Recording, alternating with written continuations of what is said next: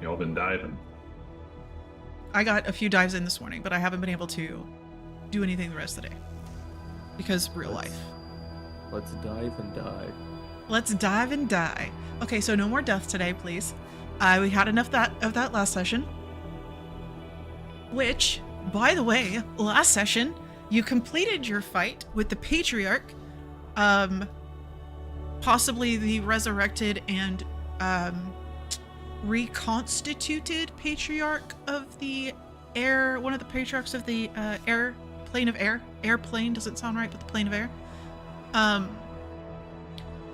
As this fight came to a close, Dorus and Nemu were both targeted pretty severely, ending in both of you going unconscious a few times and only one of you being able to make it back.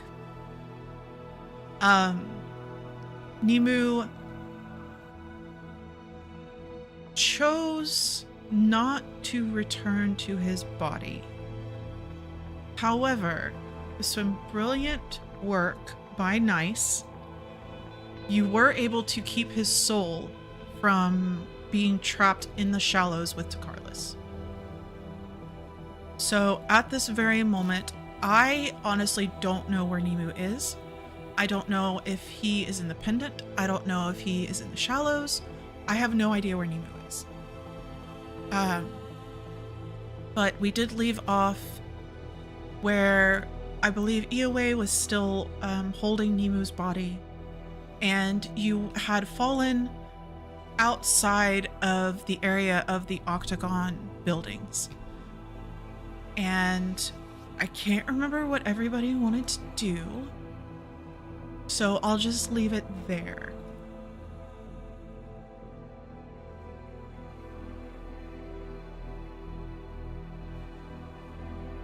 That is the wrong script. Okay. So just as a reminder, some of the assassins, you did see them head to the conclave, to the main building, like the university part of it. Soli's clone is also there.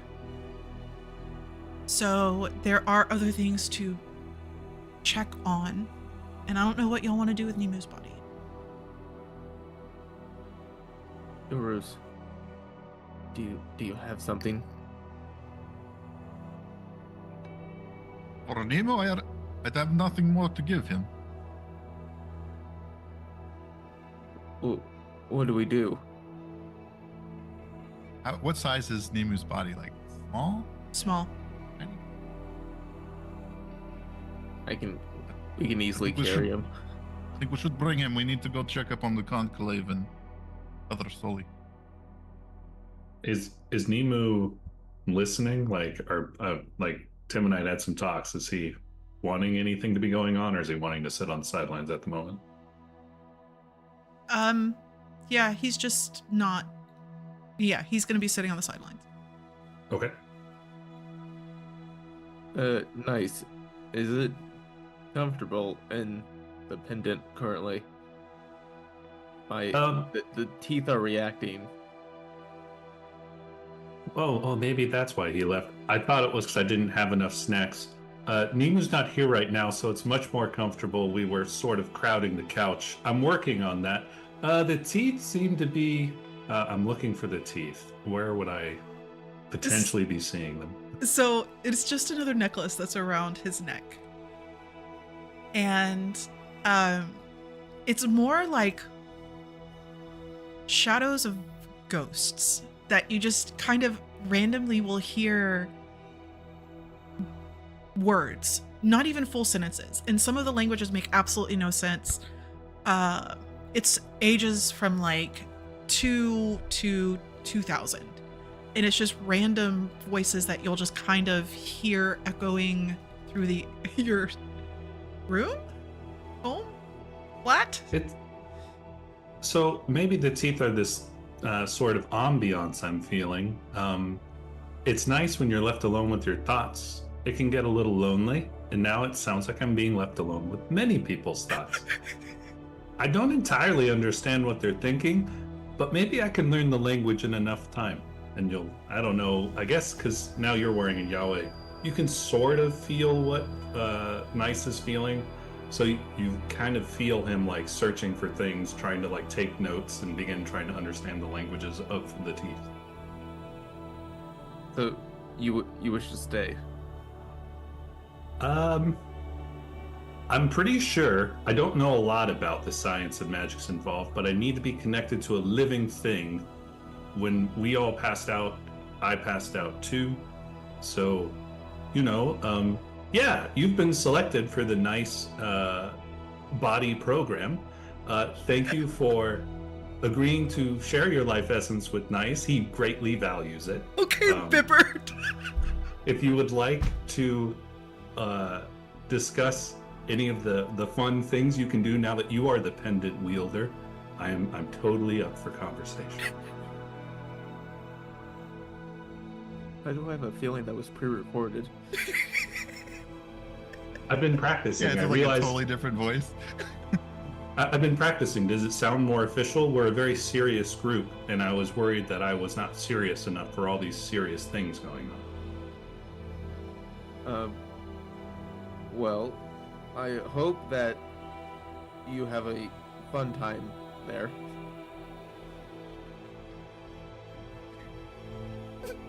I guess it's okay. How is Soli doing? I don't know how to process this because like Darius almost died. Nemo is dead. Although I think Nemo will be a very good asset in the spirit world.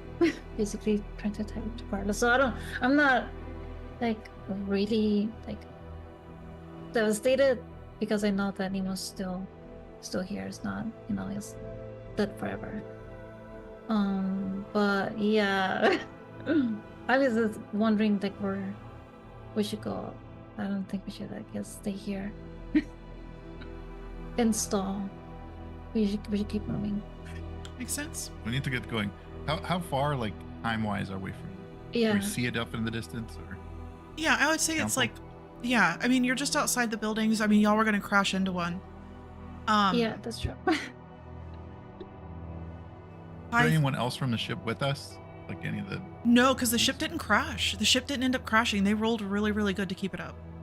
So they're limping back to, the university, like the main building. I will pick up Nemo and like carry him over my shoulder. Okay. Pythe, seeing that everybody is okay and that you look safe at this moment, will bow very low to everybody. Good luck on your journey. If you need me again, I'll be as close as I can be. Thank you, guys.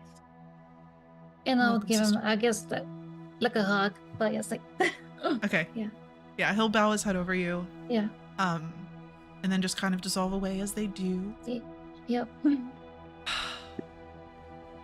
Oh, So- that reminds me. I wonder what happened to my hag. And It's the just She's a- still on the boat! you hear this thought in your head, Yahweh. There's still a Pegasus up there too. Oh, that's right. She would be with you guys.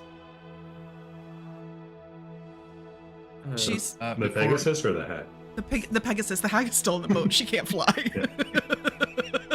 The hag. Before you completely like shoulder Nemu, I stop Yahweh for a second and I say, just give me 1 second. And I pull out a couple pieces of copper and a little bit of salt and like a bandage or a long strip of cloth. And I put a little bit of salt over each of Nemu's eyes and a piece of copper and then bandage like around his eyes. So the copper's like held in place. And I cast gentle repose on the body. Aw. Oh, what's that? It doesn't, so he doesn't decay. Yeah, he won't decay Oh. for 10 days. That's cool. I've never heard of that spell. All right, let's get moving. Pegasus, are you you don't hold any ill will towards our fallen friend now, do you? And if she does, just point out that he's dead now. So there's a strange thing. Maybe I like to give him a lot of shit, but I really cared for the little dude. He was kind of funny. It was very funny. He was funny. And kind of funny looking, especially since he didn't never want to fly and he had wings. You know how I'm long? surprised after all the suicide missions. I mean, it was entertaining looking back on it. And you're just hearing like Nice's voice in your head, Yahweh. This would be great for his self-esteem. He's missing all this.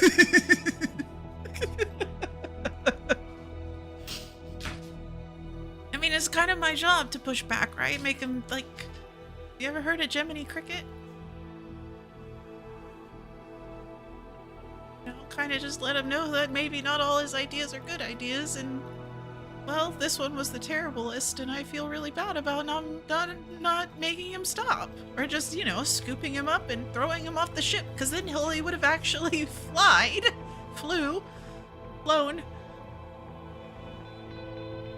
If I'd known a cricket named Jiminy, I probably would have eaten him. If you meet a cricket that can talk, first off, don't eat it, because it probably has something really interesting to say. But second off, it's very sad that you've never heard that story. Is it okay if I just, you know, like, hang out around the area until you decide what you're gonna do with his body, so I can say goodbye? Do you want to say goodbye? I mean, are you gonna bury him, or is that how that thing works here? Do you burn him? Do you, like, throw him in the ocean? I don't know, y'all's stuff is really weird. We shall have the council take a look at the body as well to see if they can determine whether his spirit is safe or not. Okay, Then we will decide what to do. I'll just be flying around. Okay. My name's Pisces. You can just call when you've decided what you're gonna do. Would you like to carry him? That's actually kind of sweet, like the donkey. Yeah. Can I? I lower Nemu and offer him. She'll just drop down and, like, offer her back. Hold up her wings nice and tight. Gently place him. The backs of her wings kind of come up to make sure he doesn't fall. Okay, this is... It's odd, but it actually makes me feel better. Why does it make me feel better to have a dead guy on my back? It's really weird, but it does feel better. Okay.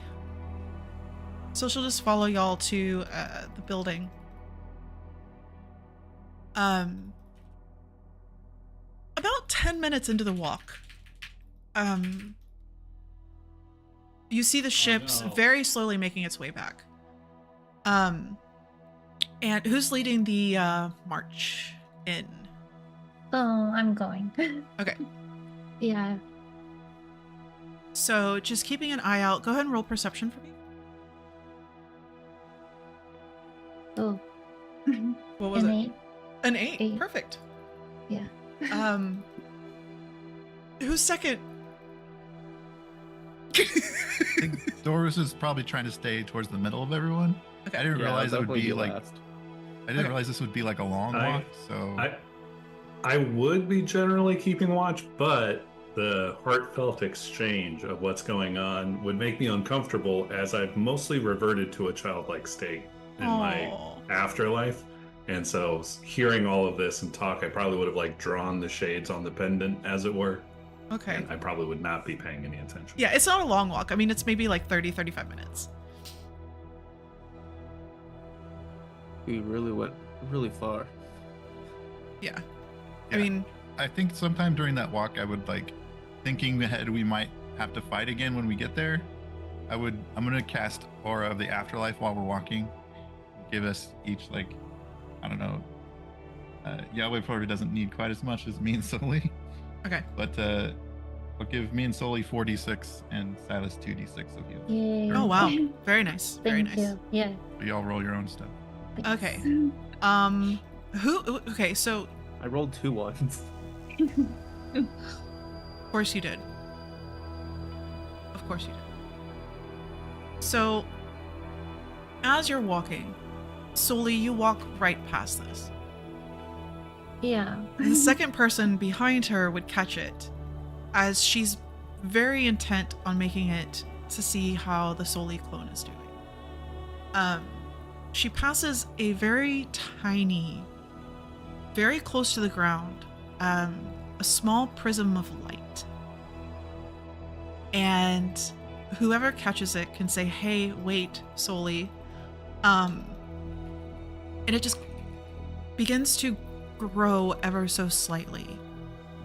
But it's quite dim and much smaller than the usual entrance of your friend and benefactor. The crystalline shape begins to form within the center as a tiny portal opens. Zane walks out with a small bag hanging from a stick over his shoulder. He's very nearly still. You see him now in a way you would never have. His white blue hair that runs down his back and the backs of his arms and legs and the sides of his face, down his chest, seems translucent, lacking the energy that made it constantly dance every other time you've seen him. His dark silver skin seems pale, and his face lacking his persistent wonder and excitement. He walks through slowly. I have been apprised, notified, told of the loss of our Nimu. I've brought gifts of mourning, made from me, myself, my life force. He lowers the bag and slowly unties the top. And he lays out 5 very small gifts wrapped in a delicate fabric woven of pale blue-white light. He pushes one forward, doesn't even bother really picking it up. Is the ethereal, the ghost that nice around? I'll just Yeah. stick my head out with attention. This one's for you. Oh. I'll pop out and grab it if I can. Well, I guess I'd have to mage hand. I will mage hand grab it. Okay. The other gift he gave you, you were able to you were able to grasp. Oh, that's right. Yeah. Then I will assume it will work, so I will reach out to grab it. What is this thing? Or do I need to take it somewhere? You can unwrap it here. As you begin unwrapping, he slides one towards Soli. This one is for you. Thank you. Golden Lizard Man, AOA. This one. Yes. And Dorus, the shield of the group. This is for you. And there's one left. It just kind of sits there. As you all begin to unwrap your little presents, every other time the wrapping has dissipated, as if it was made of clouds or light or something. This time the fabric remains, and it seems to be like a small piece of almost ribbon. Nice. You have a tiny ball, crystal light, with a prism in the center. Let me see. Can I add pictures to this group chat? File. I think you just drag it in. Oh, okay, let me open the thing. Dun, dun, dun, dun, dun. Alright, this is nice.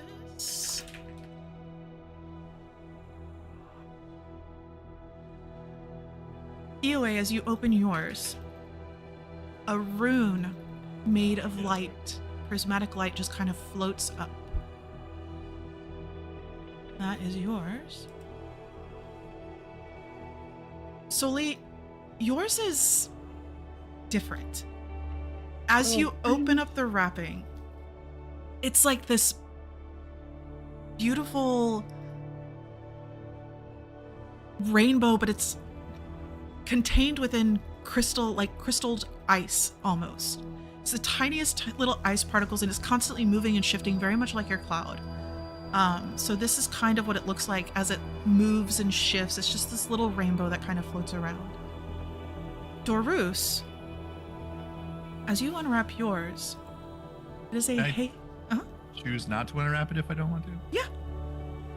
You can save it for later. Like, did he just set it on the ground or hand it to me, or what did he do? He like pushes it towards everybody as he says your names. I will pick it up. Yeah.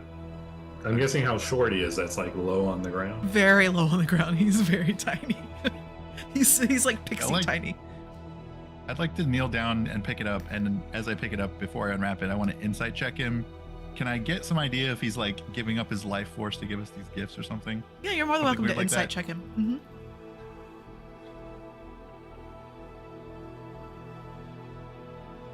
15 total. 15. The color of the light, of specifically the wrapping, and the energy that you can feel just within the present itself, you can definitely tell that he created these from his own energy. Then I'll question him about it. I'll be like, I'll look at it, look at him kind of obviously, then I'm thinking about it. I'll be like, is this part of your duties with balance, or is this choice you've made? It's a personal choice. I offer it back to him, and I'm like, you have an important job to do. We need you to be available to us in the future as well. Oh, I will be. I will be. I'll get better. I just have to recover. And one of you gave your life force for the mission that I set you on, so I thought it was really important to give something back, and this is going to be really important for everybody. I think. Maybe eventually. Just don't tell Balance about it, okay? I'm not supposed to interfere, remember? Which means I have to apologize to somebody, and I don't like that feeling. Doris picks it back up and kind of like straightens up, but doesn't stand up yet, and he's like, you're a better friend than we deserve. I appreciate this. He stands up. Okay. Opens it. Very welcome. I'm actually kind of excited about it. I've never done this before, and it was kind of on short notice, so I hope everybody really likes their gift. And the small little ribbon fabric strip thing, you can use this to illuminate, brighten, or light your way. You can like secure or tie it or attach it to like your finger or your belt or your bag or anything small, really, and that way you always have a little bit of me. I'll always like accompany you and follow and be with you. This one, and he pushes the last present. You were 7. Do you remember when you first, after the dream, the trip, the thing, you were 7, but I only found 5 of you. One ended up being a traitor, and the 6th was liberated, freed, rescued, and that was nice. And now the 7th must be revealed, discovered, located. This is for them. When you find them. Because you have to now.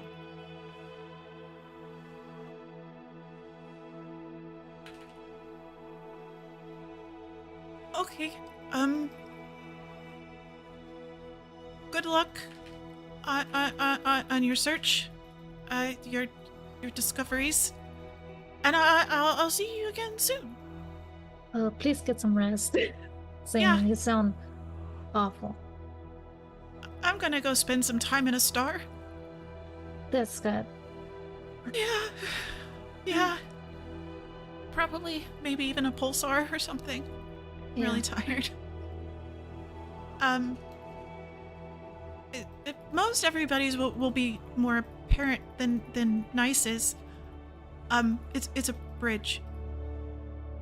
Nice. Oh, great. I love that game. My grandma played it. No, not the shuffling and the cards and the playing of the numbers and the faces. It's a Oh. You fit a bridge inside that tiny box.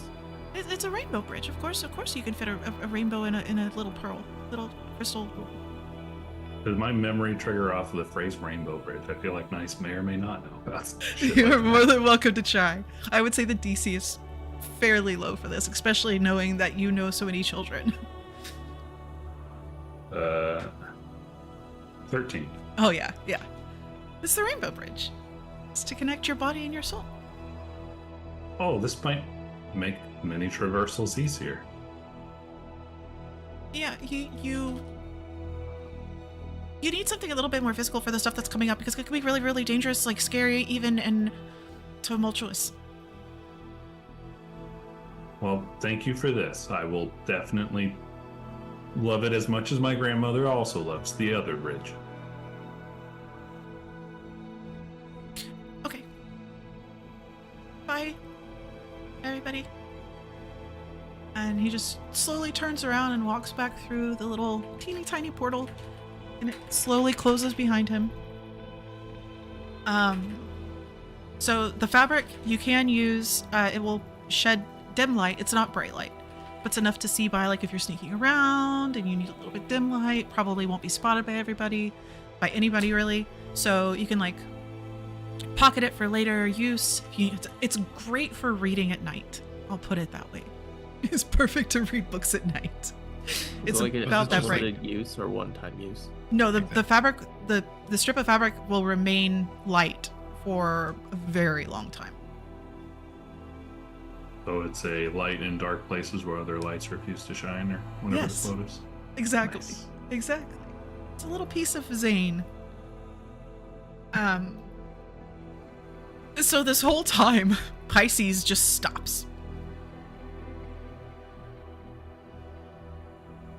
Okay, so there's a lot of weird here, right? That was weird. In your head, Yahweh, you'll hear, didn't Zane say there's 7, and now we have a Pegasus? Is the Pegasus the 7th? That's what I was wondering too. Austin knows this means Tim has to play a Pegasus. But I love the thought because I think Nice would think it too. Yeah. It's funny. I don't know if Tim's listening with half his brain. He's also lolling. That's hilarious. You must now play a Pegasus. Thor's Nope. chimes in for the Pegasus, and he's like, "Well, it could be that it's just an old friend, which is actually a new friend, but feels like an old friend to us now. Nothing to worry about." You've got some really tiny friends, okay? Okay. I'm carrying one, and he wasn't. I thought he was the smallest, but apparently not. Okay.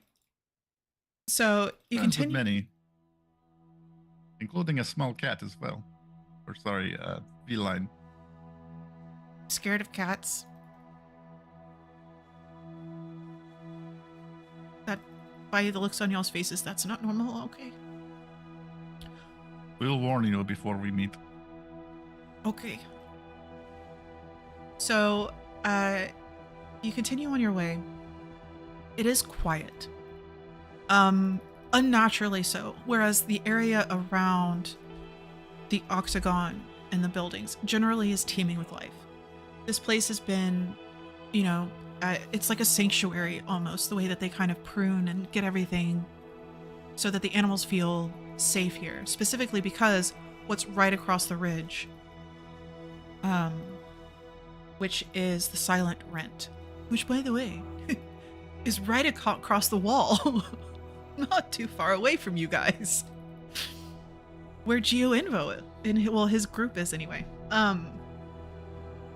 So you continue keeping watch on your way in, and as you reach eyesight of the plaza outside of the university, you see quite a few people now moving around.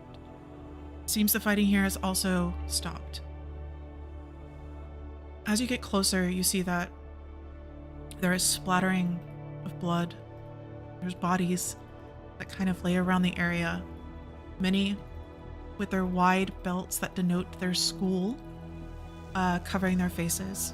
After watching Dorus, Dorus is right with Nemo. You can probably assume that there's probably some salt and copper coins underneath their belts. There's healers tending to them.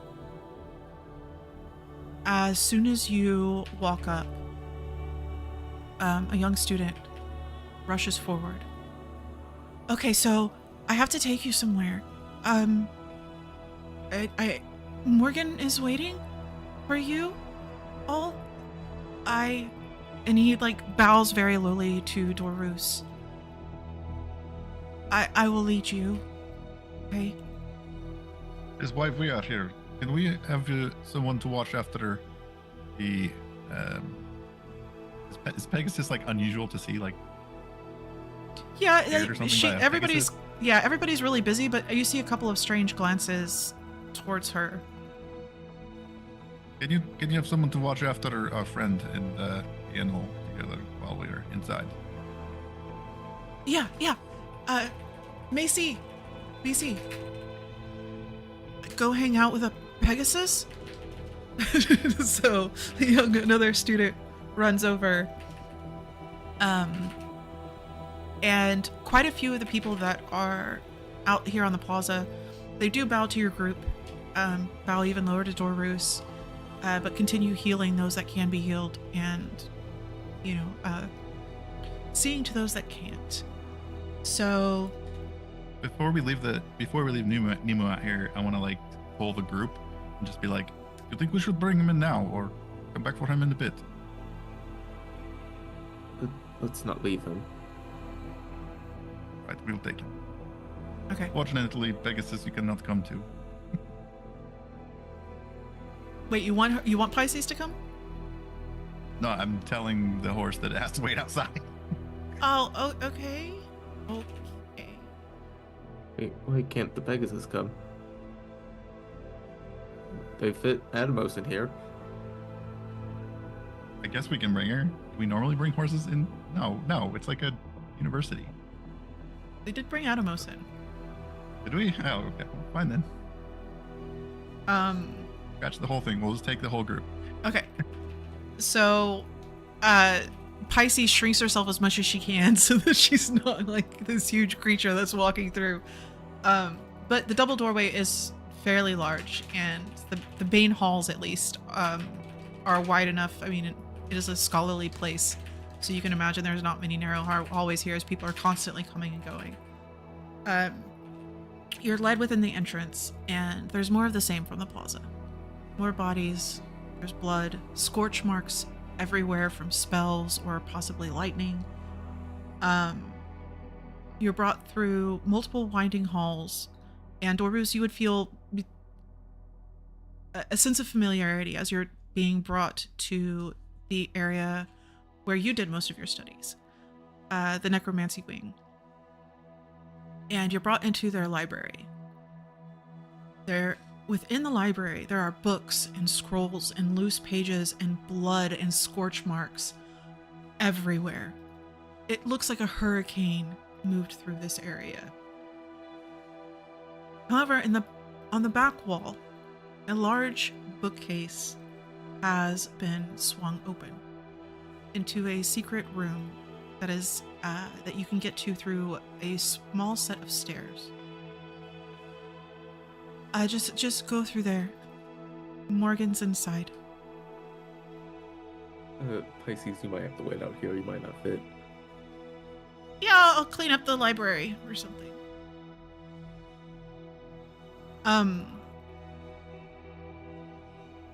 Within the safe room, you find Morgan, along with quite a few others that you are familiar with, Dorus. In what would have once been a very comfortable safe room. However, most of the furniture lay in pieces. There are scorch marks that dot the walls and floor. And you see 3 people laid out on the floor. 2 of them have their belts across their eyes. One of them lays peacefully there, almost in slumber, but you don't see any breath from them. In the corner is Soli's clone, curled up, and there are two people just talking very quietly to her. And you see them slowly casting heals on her, trying to make it so that she doesn't see them casting the heals. Because she seems to be very, very scared right now. But she is safe. Though not everyone is. So Morgan steps forward as he sees everybody enter. And bows just a little bit to Dorus.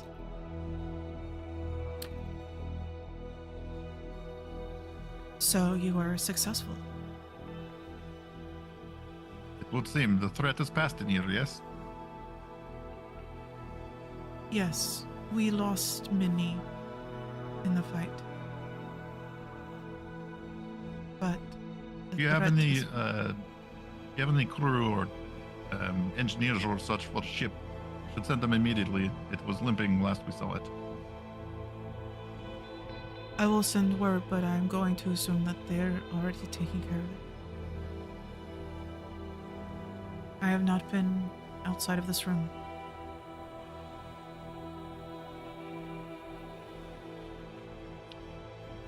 I guess I'll just fill him in on what we did on the boat then. Okay.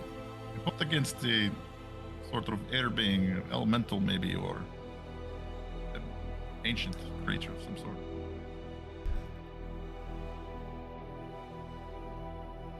Does anybody else here feel like perhaps we were set up?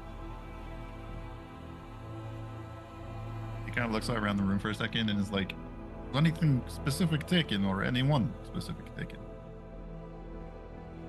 Well, that one there. He gave his life force to Soli's sister.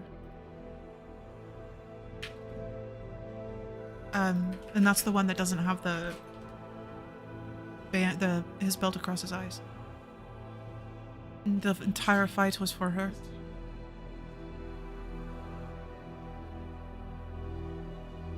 Just for my brain to comprehend.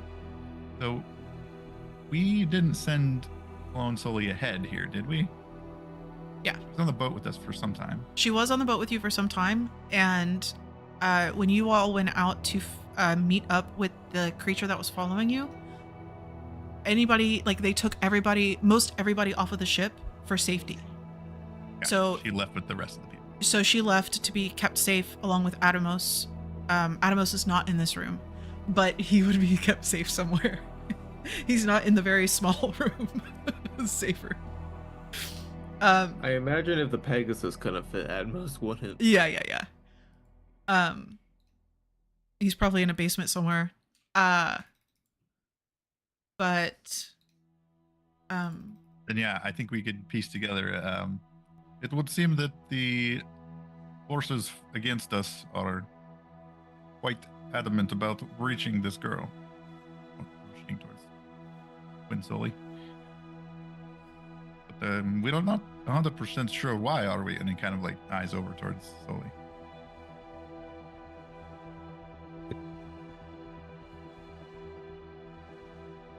All I know is that the mask want one of my power. My innate firepower. For what purpose? I guess I'm not powerful, I guess, but I guess Solikon was created to spy on me. And now their little spy is no longer with them. So now they want her back.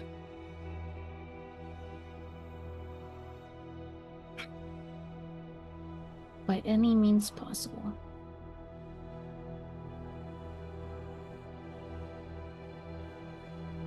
That There's is some a place we very could- good summary. Yeah, very good. I'll ask Morgan, is there any place we could more safely house her? More hidden or harder to detect. Yes, we have the evocation will be able to keep her safe. We just couldn't get there in time.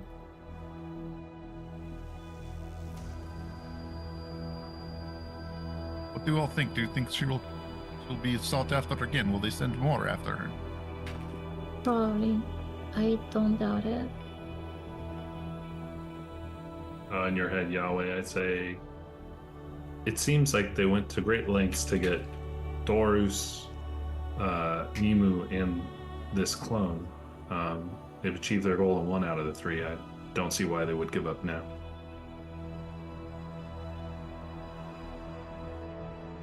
Well, they were after Dorus and Nemu too. They were. Abjuration, I'm sorry. Specific times. Abjuration. The School of Abjuration. Shielding and shit. Okay, I'm sorry.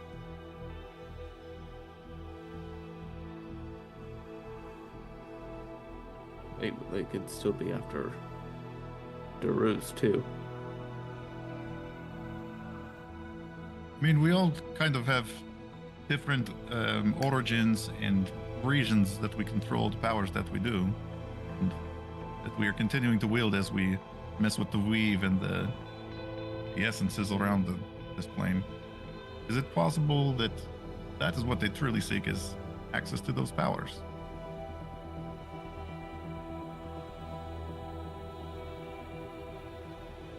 Well, from what you had given us,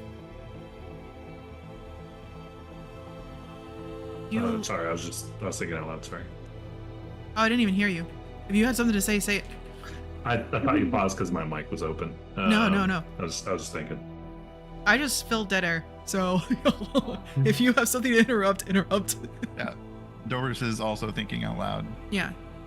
trying to make up what would the masked one's kind of next move be, or what we should go after next. Well, if the masked one was after your sister, then who was after Dorus and Nemu? I'll pop out of the pendant. Well, that one's easy. That one's to Carlos. Oh, He's the other guy. he's a big meanie, running things over in the shallows at the moment. But it is too much of coincidences now to assume that they are not working together in some capacity, at least planning Oh, yeah. out the same goals. They have to be at this point. Hey, look around. They've seemed nice before, right? No, his eye. Well, I don't remember if Morgan did. Morgan's eyes are just like. I don't think they had. I was being more hiding, but after this is a shift in Nice's behavior. Mm-hmm. Yeah, or maybe you're not used to being with Silas or with Yeah, Yahweh yeah.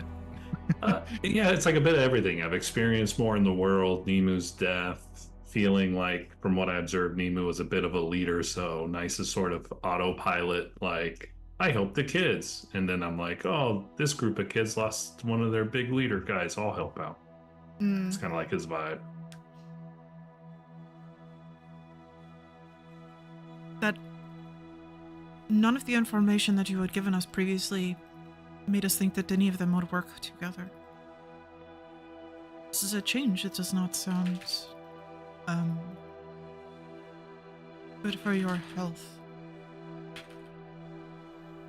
Well, also Nemu, I think he removed something that was invisible. Oh yeah, can you remind me? I feel like at the end of the session, I want to make sure I'm not fuzzing the memory, but did Nemu and I observe to Carlos having some sort of interaction about the plan? I felt like we came in on the tail end of some conversation. We were in the shallows. We were saying Yeah. like, you did your Spoke about a part. deal. Yes, yes. That the other person's part would be fulfilled now that Dorus and Nemu were there, just to have them Well, ripped away. I would share that with the group in this context because I wasn't familiar. I can't recall if it was just Nemo and I that heard that, but I would share it now. I think for that brief moment Dorus was there, he heard it as well. That sounds right. I wrote it in my notes, but Yeah. Yeah, because you were dead too. yeah, I guess I was. I was dead most of that session. Yeah. By the way, I have something for that later. But I kind of like put the dots together for the group, or for Morgan, that Gorus thinks they're working either not necessarily like together, but like their goals aligned for a while, and they made some sort of agreement to go together on this thing. Well, Inference that it's possible they will continue to work together against us. Well, especially since you are here. And Nemo? Upstairs. Yep. Not in this world. Nemo passed away in the physical realm, at least, but he's still in spirit. It's almost like we can hear him still. It's almost I swear I can hear him still. What is this? It's his voice in the background. That's great, Nemo. great timing. Yeah. It's the anger. The Nemo's anger. It's an angry Nemo. Yeah, it's Gorus is kind of somber for a moment, and then he like looks at the ground and he's like, "We were hoping you would have maybe some sort of expert that could at least tell us his spirit is safe or at peace." I'm Then gonna he duct tape reset. his face.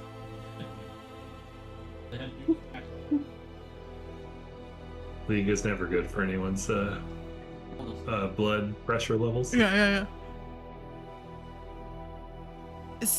Was his body destroyed and you have access to his spirit? We have Soka. His body is very We Soka's had body is access to his body, but we could not get his spirit to rejoin it. oh. I think he chose. Yeah, I think so too. I think he chose to leave this world and help us. Doris fights back. He like refuses to believe that. He's like, "No, Nimi would never do this. He would never leave us behind." So you just want to make sure that your friend is safe in the shallows? Yeah. Wherever he is. I know of a way possibly to find out, but it always takes time to contact the traveler. Nice. On hearing the traveler, you will find a new section in your document that describes the traveler. Is there a Haven't secure seen place? him in a while, have we? Yeah. That we can keep Nemo's body here? Yes, we can in Tora's body we will be sending off those two companions. But Soka's body is also able to be resurrected if he so chooses, but I don't think he will. So I will put him with Soka in the mausoleum. You're not gonna like pull out his guts or anything, just like preserve him. It's just preservation. In case they decide to return to us one day.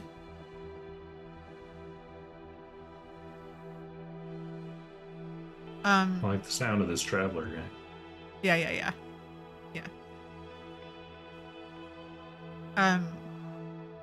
So that can be like off session stuff that you work with Limu and all that with.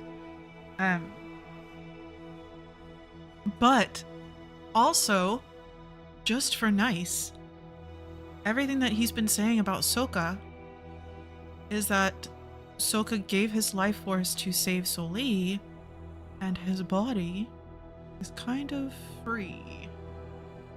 In case... Oh. Well, what kind of body we talking about here? It is a Furbolg male. So he's quite tall. We also have an owl. And you do have the body of an owl if you choose to do that, which would be weird. I don't know about that one. Yeah. As funny as it is, I don't know if I could. Yeah, but because of the way that Soka died, he literally gave his life to ensure that, probably kind of like what Zane did for the presents, gave his life force to Soli's clone to make sure that she remained alive. So I have a bit of a meta question here, so bouncing out of character for a bit so I can understand more before I answer on this one. I don't care if Nice would know or not, but I have an understanding that humans and elves are very hard to come by in this world. Mm-hmm. Like, Soli is here, but just from my understanding, if I'm recalling correct, did we bring her from a different place, or was there like a group of humans that still live here? There are groups of humans. They're in what did we call them? The Displacements. Yeah, they're in areas called displacements. They're literally treated like savages, outsiders. Yep. There's very few places that you will find them within proper society of the naturals. Now, elves, I will say,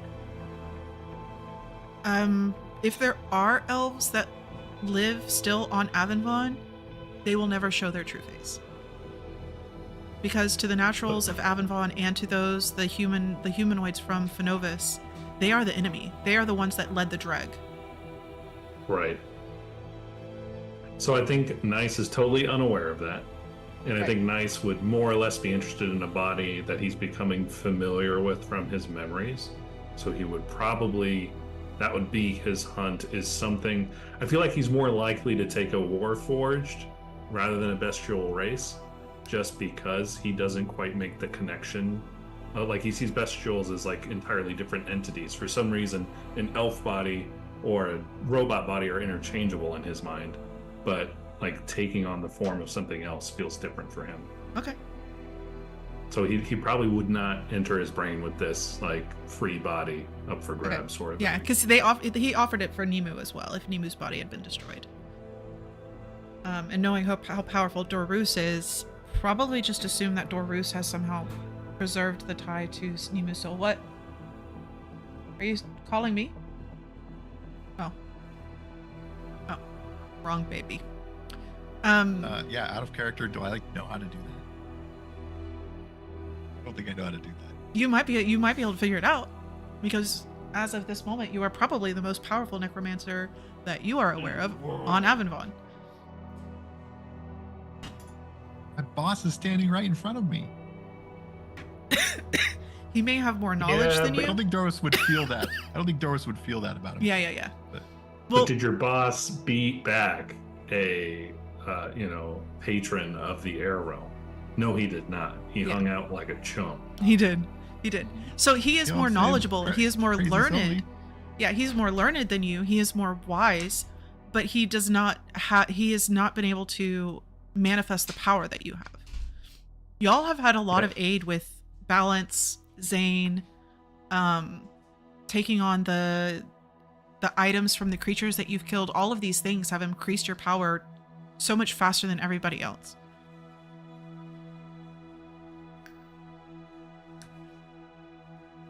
Nice. Would I get the sense that you're apprehensive about Of the furball body? Or of what? of just taking a body? No, if you know what, insight check me, because I think I have some guarded thoughts here I'm willing to share depending on if you're very insightful. It's a natural 18 for a 17. Up to you how you take it, but I will share out of character that Nice has really he lived in a totally different time and age before like bestial races were the norm. He then spent the majority of his existence as a disembodied spirit, seeing folks in their more or less original forms. So my understanding is, if someone bestial died as a spirit, would they be a spirit in the Shallows, or would they be what race they would have been had they not become a bestial race, or would they be their bestial race? So it's a square it's a square peg for a round hole situation. Right. Gotcha. Mm. Yeah, that makes sense. Yeah, what I'm thinking is nice. It wouldn't even occur to him to take a body that doesn't feel like is in the realm of like his type of bodies. And his type of bodies would be more the humanoid races because he has this like, I guess in this world, underlying racism he's unaware of. I was thinking, Speciesism. He is. Yeah, he's that kind that's like, you know, I don't do any work on me, but I do great, so we're all doing great, right? Perfect. Nice. Would you prefer a body made of stone or something else? Oh, we're talking bodies. Yes, a stone body would be nice. I'm having vague memories of these really lovely metallic ones that I thought might service me well. I'm already beginning to pick up on a little bit of, like even though he's not here, he left that giant instrument and it's taking up a lot of space. It's getting a little cramped feeling in here. Wait, he put the instrument inside the pendant? Yes, it's sitting here on my coffee table. Is that where people put instruments these days?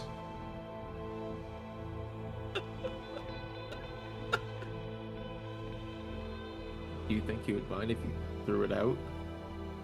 Oh, I couldn't do that. I mean, he talked very highly and would pluck it in life. I don't know how much he'll come to love it in death. Do you have like a closet or something? Oh, that sounds familiar. Maybe I could make one of those. Tell me more of this closet. It's a very small room. You put clothes in it. Have I been living in a closet?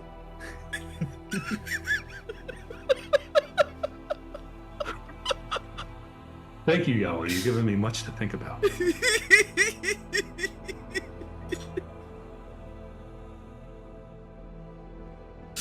You could get in a sense that he's like puttering around his space trying to figure out what to do. I can hear him pacing. When he does find this body, he's gonna be like, I came out of the closet. Guys, Okay. I'm actually a Warforged. Yeah. So Morgan will be giving directions to everybody that's left, and ensuring that at least Soka's body is taken to the mausoleum for interment, and we'll send. We'll of course come up the stairs and see the Pegasus. So many new things today with Nimu's body. Would you all like to join us during the sealing of the mausoleum?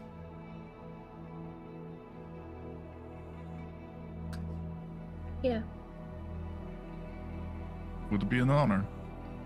We will conduct everything at midnight tonight. We have to ensure that everybody that can be brought back is brought back, and then those that have chosen not to or cannot return, that they are laid to rest in a different way. Also, we have a Pegasus upstairs. I think she might want to go home soon. I don't know. I will speak with this Pegasus to see what it is that she decides to do. You know, Dorus, the people that you find just become more and more diverse.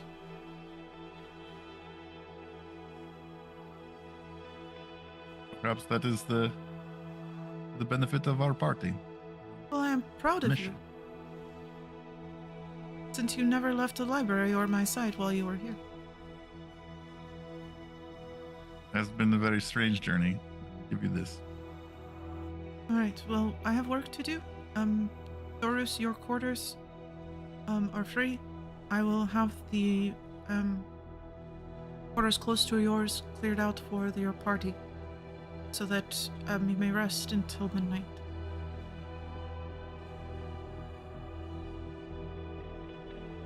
Is that sufficient? Or do you require the guest rooms? No, that is perfectly fine. We appreciate the hospitality during this Yes, Crazy Well- time. it will be done. So Dorus will lead you to the rooms where the students used to be. However, Morgan stops you. He's like, "Oh, Dorus, for your promotion, you have a new room."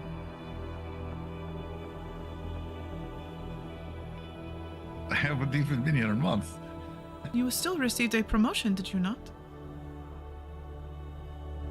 I'm used to working and not worrying about such trivial things. Well, you no longer have a closet. Now you have a closet with its own closet. And then your own bathroom as well. Perhaps Nice will like this. Yes. It's on the third floor, and I believe it is 17? 17. Very well, thank you. You're welcome. Is there multiple beds in there or just one? There is one small room for the bed, and then there is actually a sitting room with a couch, and I will have the next room cleared out for you as the guest quarters. So you will have 16, 17, and 18 for your rest. One more thing. You have access to spellcasting materials. Possible we could help some of those who have fallen still. Yes, you can see supplies and acquisitions and get whatever you need. Is there anything specific? Well, I would offer my services to the other fallen members of the council. That's what I mean.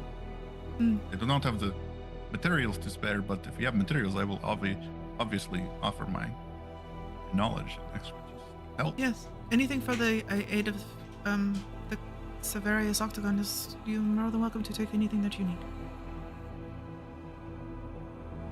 Then I will come with you and direct the rest of my room to the rooms, please. All right. Now I'll take the night off and go try and blow a bunch of spells and help people. Okay. Okay. So all the heals, all the things. Very cool. So EOA, Soli, nice. I can get a short rest in here, right? Yeah. Cool. Is there anything that you three want to do? I'm gonna work on my space and try to discover if there's enough to make a closet in here. Okay. I am going to grab some sugar cubes and find head moves. Okay. I want to see my clone sister. Okay, so you can stay here. Yeah. Okay. She's pretty nonverbal right now. That's fine. I'm gonna hold her hand. Okay. Now she can see what you've been seeing. And as you finish off your conversation and you walk over to her, you see her body relax. But she's still muttering. And if you listen intently, you hear, "He's never gonna stop. He's never gonna stop. He's never gonna stop. Everybody's in danger because of me. He's never gonna stop." And the two that have been healing her, Soli, would you like to help us take her to our rooms in Abjuration? Yeah. Okay. All about. So they gently lift her and carry her through the destroyed library, through the halls of necromancy, and down into an entirely different section of this building. And you see marks of the Abjuration School everywhere here. As soon as you get close, you can feel the power of the shields and all the protection that is laid on each room that you pass. You're walked further and further into this area and down into the basements. It's actually 3 levels of basements that you're taken into. And you are now on the very bottom floor. And it looks to have once been a room that was created for possibly studying or creating dangerous spells or something like that, but it has been completely redone. Now it's still very plain and it looks to be for comfort and safety. So there's like heavy rugs on the floor. The bed is very, very soft. There's nothing in here that she can harm herself with. And as you walk in, there's 2 people that are already in the room. And a third will arrive shortly as they lay your clone down on the bed. And the 2 from the necromancy school will give you a short nod and leave you to it. The other 3 that come through, 2 of them are kind of just walking the room, and they seem to be etching patterns of some kind of spells in the walls. And one of them comes up to you. Hi, my name is Sorda.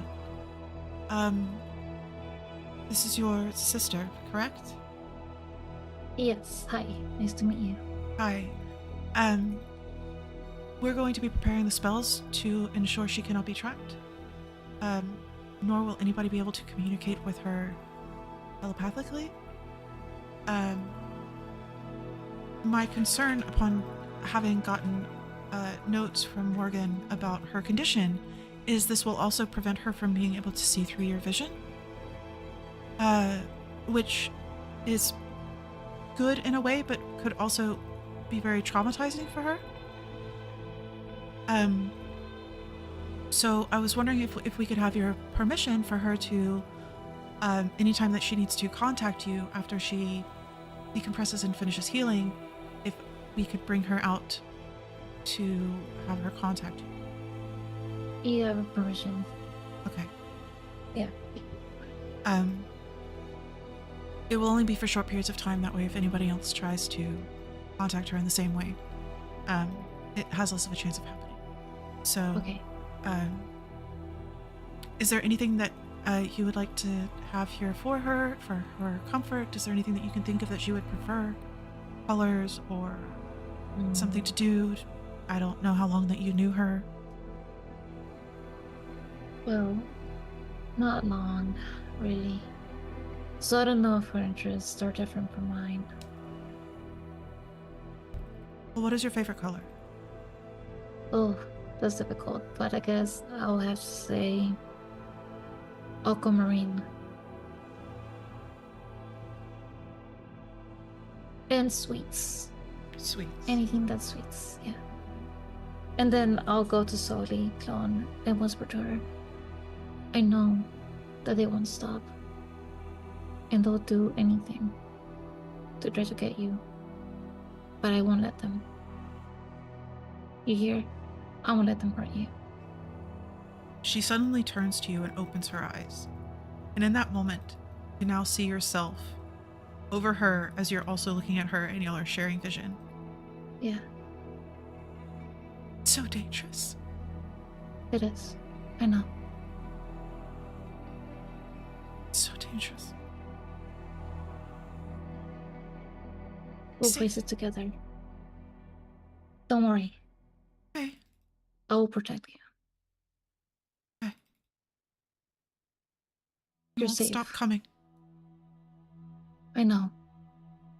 I know you won't. She closes her eyes once again, and for a half second you see blackness, and your shared vision fades, and she just curls back in on herself. She seems to have quieted down though. She's no longer muttering. She's still very scared, but sorta will just kind of look to the other 2 at their preparations. Well, we'll be sure to paint the room aquamarine and make sure she has lots of access to sweets. Thank you. Of course. And she stands up real straight.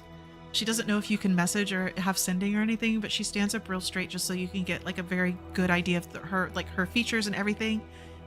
If you ever have any questions, feel free to contact me. I will be her primary caretaker. Me and Key. Okay? Thank It's you very only much. females allowed in here as well. Okay. Thank you. Of course. We are going to prepare the spells. I hate to ask, but if you don't mind stepping out. I understand. Okay. So Soka begins to speak some spells as the other two end up joining her as they finish their etchings. And you feel spell after spell after spell after spell being cast in this room. I would say, as much as their capabilities allow, they are doing everything they can to keep her safe. Anyway, so you start walking around looking for Atomos. You can ask somebody from the room where Morgan was to see if they know where to take you. But in the end, somebody's like, oh yeah, the horse, by the way. That's really weird that they brought a horse in here, not to lighten the mood, but they brought a horse through here. They went past the cafeteria, and there's some large storage areas and like a basement out there in that general area. Do you need me to take you? Yes, that would be helpful. Okay. So, have you ever been to the Conclave before? Have you ever been within the Severius influence? Well, first things first, don't trust anybody. If you want to be a student, you have to rely on yourself and possibly your mentor. But most of the time, your mentor, all they want to do is use you as a research bitch. So what they do is they just send you back and forth, collecting all of the things that they need from the other libraries. And they get you to talk to the other people in the other schools to try and sweet talk them. And if you're not good at persuasion, well, then guess what? You no longer have a mentor because you couldn't get Bob over from the other school to come over and have a conversation with them or give them the scroll that they've been working on. So you end up alone again and trying to find a mentor you can trust again. And so this whole conversation just keeps going. While this is happening, I just zone out and like I'm getting the full tour. You are, as you're being led away. You're brought through. There's a couple of different rooms that look to be areas for lunches or meals or whatever it is, into a very like a room that's kind of tucked away between some of them, and there's another basement down, and it gets a little bit cooler. That like the further down the stairs you go. Now these are fairly wide stairs. It looks like they can probably bring like up and down large cases of shit. So you would imagine that Atomos would probably fit down here. Wouldn't have liked the stairs because horses and stairs don't generally go together. And as soon as you start getting down to the bottom and it's cooled down quite a bit, you hear him snorting from the back of whatever this room is. And you hear somebody else going, I'm not giving you another freaking carrot. Okay? We still need to eat. So you can either have some oats or nothing. No. None of that. I don't care. Atomos. So you walk down and Atomos and this woman are having an argument. And behind her are a couple of crates of carrots, and most of them have been eaten. Admos? I'm sorry, I have sugar. He looks over at the woman and snorts at her, and her hair blows back, and he trots over to you and he eats the sugar cubes.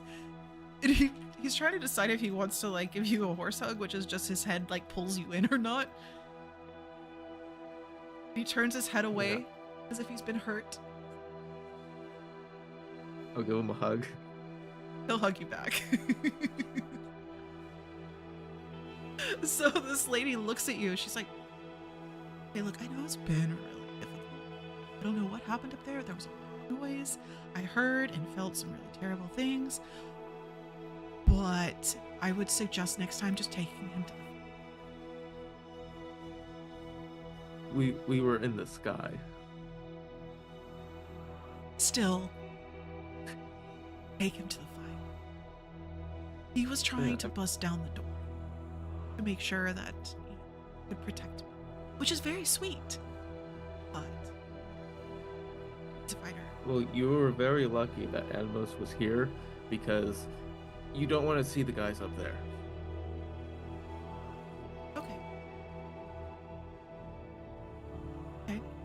I mean, he's a very handsome dude.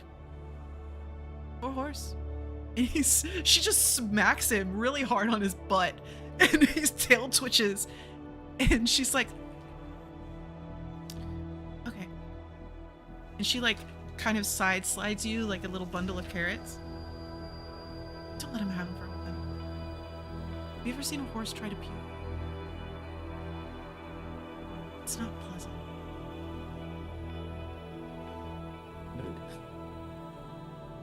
So he needs a break from.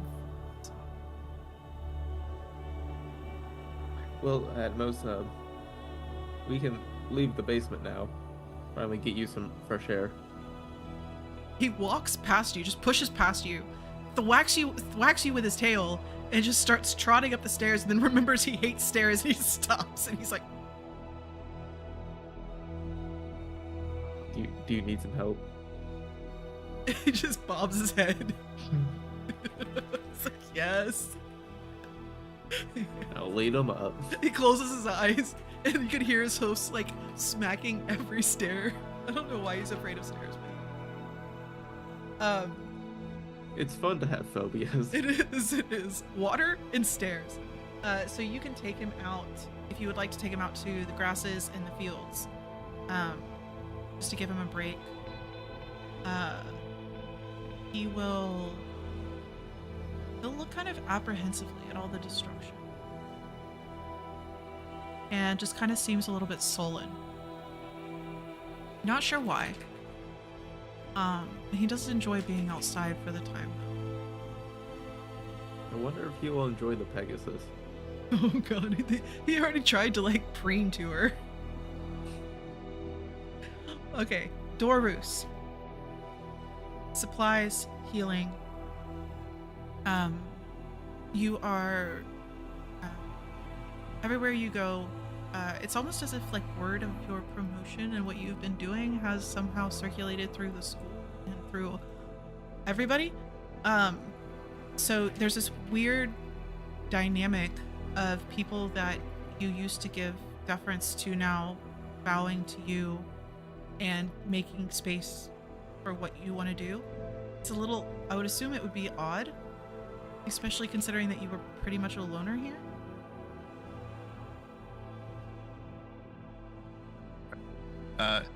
If there's any, like, I want to say interns, but like any trainees, apprentices, whatever, that are more on the practical side of magics and studying magics, I'll try and like walk them through what I'm doing.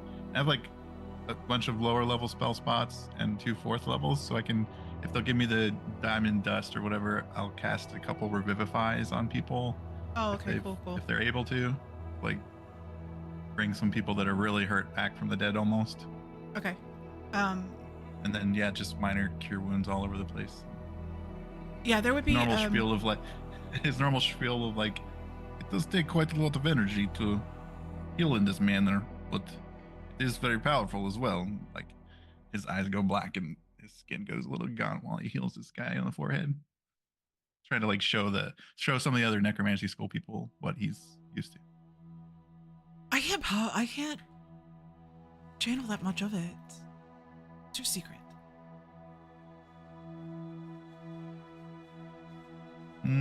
There's no secret. Hard work and determination. They just kind of roll their eyes a little bit like they've heard that 1,000 times, but they will try and follow every step that you I imagine that since my lifespan is longer, like I was probably there when some of these young apprentices and stuff came to the school. Yeah. Doris wasn't like friendly or, didn't chum around too much or anything. He just pretty much was there to work and study and do research and stuff. But I think they would know that he's like put in the man hours of scud work. Yeah. Before he actually got out to go in the field and do all this cool stuff. For sure. But nobody wants to put in that kind of work. Except like very few people. But yeah, by the end of it, you have probably 4 people who are listening to your direction. Like if they have lower level healing spells, then they're going to go do that while you just kind of point to those people that you think can be saved or helped. There is, you are able to revivify a few people, but there are 2 of them that you kind of get the same sense almost that Nemu, as if they don't want to return. So those two, you can also save for the mausoleum if you wish, as their bodies will be preserved in case they do decide to return in the future. They don't want to return, or they can't return. Exactly. That's why I was hoping we would have someone to look at it. Look at Nemo. Yeah. Well, like, so Morgan did say that he was going to try and contact the Traveler, but it does take a while. Quite a while. Yeah, when you said the Traveler, I was confused. I was thinking of Galen the Wanderer. Oh, He spoke of him very similarly. He spoke of him very similarly, as if it's a title, like a titled name, Right. versus. But Yeah. I don't have in my notes anyway. Do any of you all remember the Traveler? Have we met a Traveler? I mean, I do, but I don't care. Yeah, like in character. That's fine. Nope. So, nice. Anything you want to do? Was I able to successfully add a closet to my pendant space? You know what? Roll. I don't know what you would roll for that. It's like a force of Spellcasting. will, right? I feel like it's almost Arcana. I'm like manifesting things in this Yeah. like magical pendant realm, but up to you. Yeah, roll Arcana. Let's just see. 26. Yeah. Yeah. You have a walk-in closet with perfect storage, apparently. Oh, this is so nice. And I just like put Nemu's instrument into it and nothing else. It's like these wonderful clothes racks. There's like nothing hanging. Perfect. Other than that, I don't think. Yeah, I think I am getting used to. Is there anything different about Yahweh as the pendant holder that I'm noticing? Because I'm sure I'm like subtly tied, but maybe it's not enough to actually provide any narrative value of like being connected to Yahweh, a physical, strength creature versus Nemu, which was more mental and arcane. Okay, so roll insight for me. Sure. You don't get to dive into like his brain or anything, but I am curious. Yeah. Well, yeah, and I don't do that anymore. I learned Yeah. that's you don't do that. Yeah, you have to Uh, ask for That was consent. yeah, that is an 11. An 11. With an 11, I would say it's very different. You do have like a sense of you have a sense of the person that you're connected to. But whereas Nemu had this always underlining desire to achieve something, and it was always y'all resonated quite a bit because it was very much tied to the shallows and the realm of spirits. Your tie with Iwe, it's not clashing, but there's this inner strength that you feel within him that is very much part of the material realm, but more so even than anything you've ever felt as a tie to the material realm, almost as if he's rooted within the earth itself. It's a very strange dichotomy from what Nemu was. It's nearly the opposite. Yep. And there is a faint sense of resonation, like a resonant, almost like an earthquake. Just this resonating sound. It's just a constant. It's not obnoxious. It's almost soothing. That comes from Iwe. Okay. Got like a built-in like radiator. Cool. Yeah. If you had a seismograph, it would be like, just very small, very slight. Was I wrong in any of that, Iwe? Pleasant vibrations. Yeah. It's just it's like laying on the floor next to a massage bed.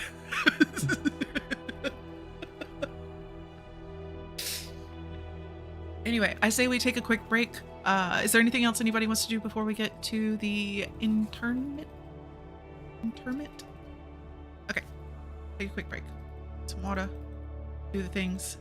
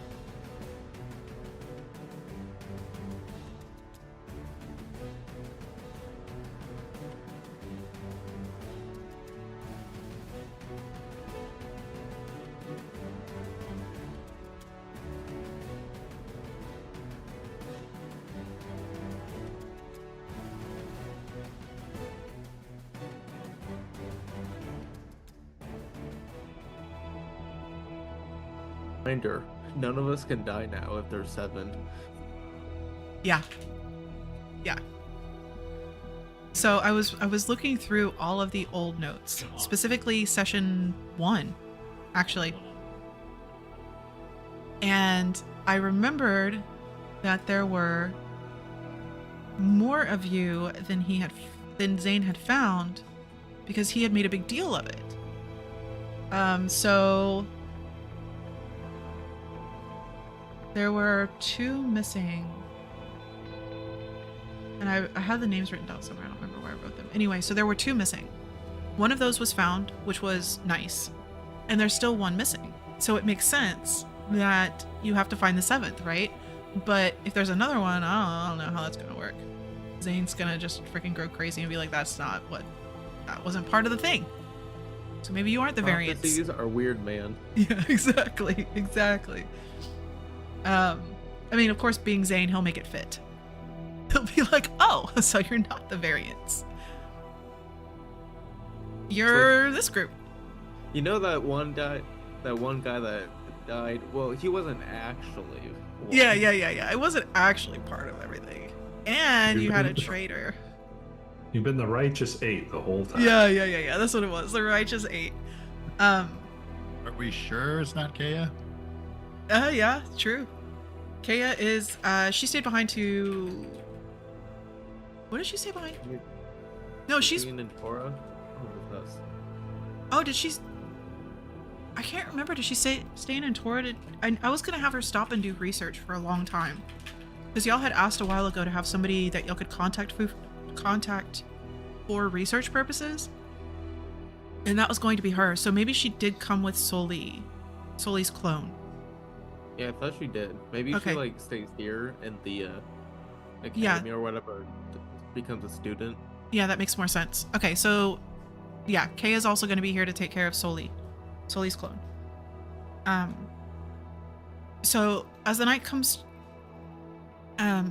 continues, you can see that everybody the cleaning up is going to wait until tomorrow.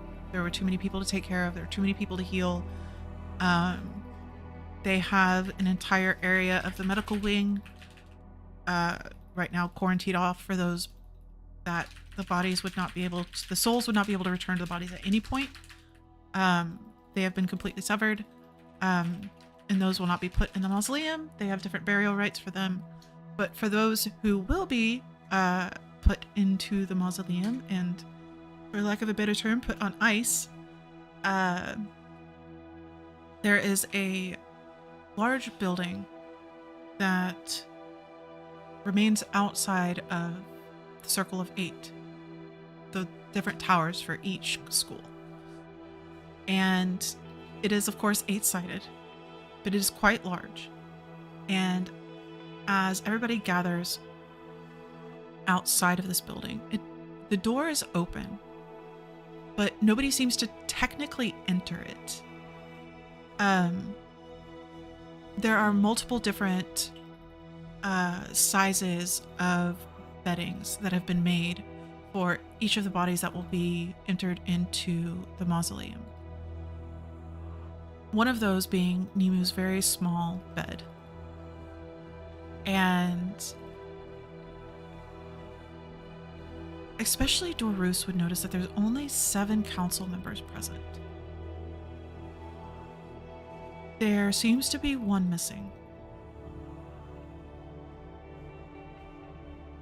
Everybody is quite somber, and all 7 of the council members stand behind the bodies with their head bowed. And you hear them begin to whisper.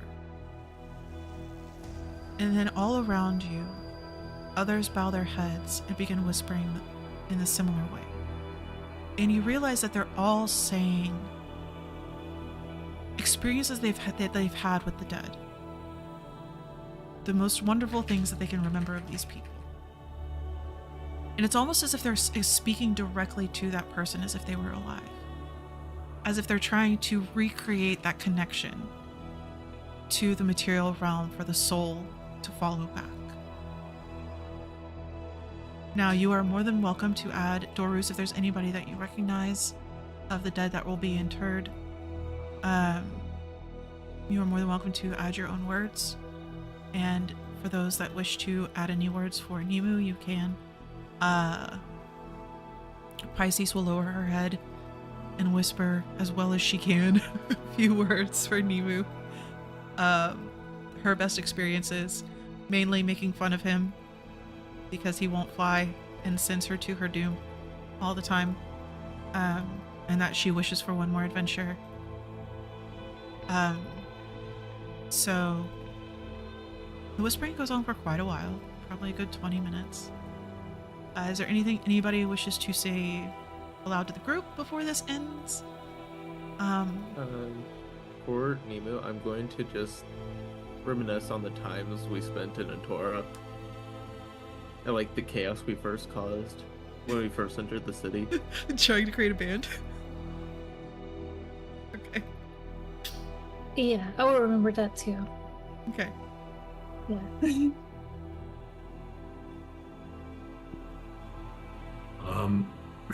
I'll come out very solemnly and say, I put your guitar in the closet. Please take care of the shared space. Perfect. Go back in. Okay.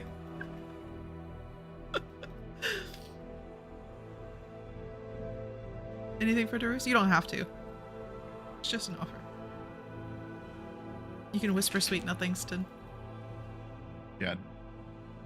Dorus whispers for like a short sentence, but if you watch him or if anyone is paying attention, he's almost angry. He looks kind of upset.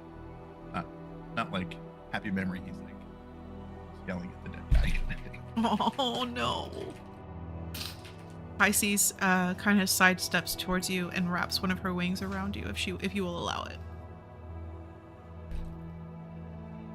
I'm kind of pissed too. Get it? So, as the whispering begins to quiet down and the last voice can be heard on the wind, Seven look up. One of them steps forward. We have done what we can to ensure that they have great memories to follow back if they so choose. Until then, we hope that they remain safe and they choose pass peacefully on to another life. And the Seven will begin channeling. It's very just levitation on all the different beds. And one by one, they are put into the mausoleum. However, there's a deep, inky blackness within. As soon as they pass the threshold, it is just it's deep darkness. And they disappear one by one within. As the last one passes, the doors begin to close on their own. Seven turn back. We have many discussions to be had. One of those being, we will continue to honor our treaty. This has been the most devastating day in Severius history, and we do not wish this to ever be repeated. Everyone will be, as soon as everything is as clean as we can get it, everyone will be required to meditate for 72 hours as we come to a decision. Students, council, say your last words to the dead. Let us resume our very solemn duties. And a few more whispers are had. trying to give all the people whose bodies are now within the mausoleum a chance to come back. And people will begin walking, already making plans of everything that they need to complete before meditation. So you, of course, are able to get a long rest here at the Octagon, if you so wish, within the rooms provided for you. Is there anything that y'all want to do throughout the evening? Oh, and food will be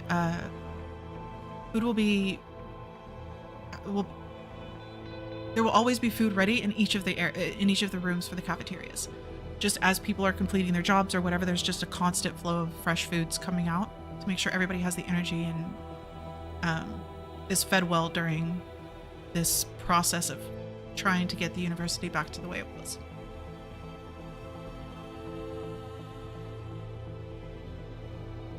I'm going to return to my room, and I'm just going to be like rage carving. Okay. Okay.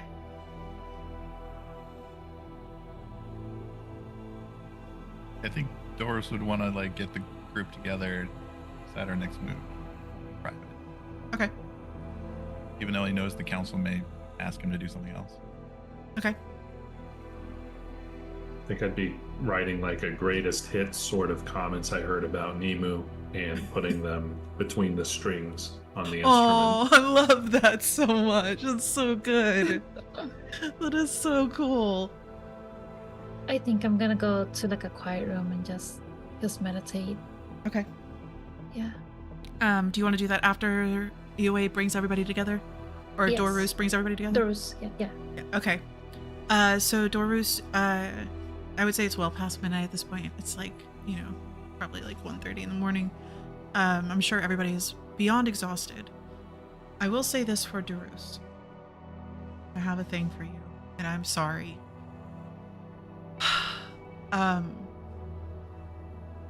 As you felt an exhaustion of kinds begin to set in on your way back from the internment.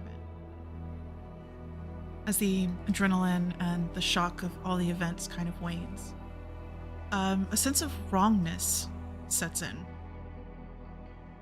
As you look around and you're talking with your group, everything seems like it's missing something, though you're not quite sure what. The sounds are muffled, as if they're far away or behind a door, though you can still hear them clearly. Colors are muted, even at this time of night. Processing what you see and hear is slowed, almost as if there's a delay between what you hear and what you understand to respond. You know your body is moving. You are speaking, but it takes intense focus to not just hear what others are saying, but to understand and respond in a way that is emotive, as if a wall has been placed between your emotional being and the rest of the world. The clearest understanding you can glean is your own inner dialogue. Unfortunately, we had spoken about this 2 years ago. The consequences of near-death experiences. Your soul has been partially severed and scarred, and is struggling to fully reconnect with the living world. In the future, your death saving throw DC has increased.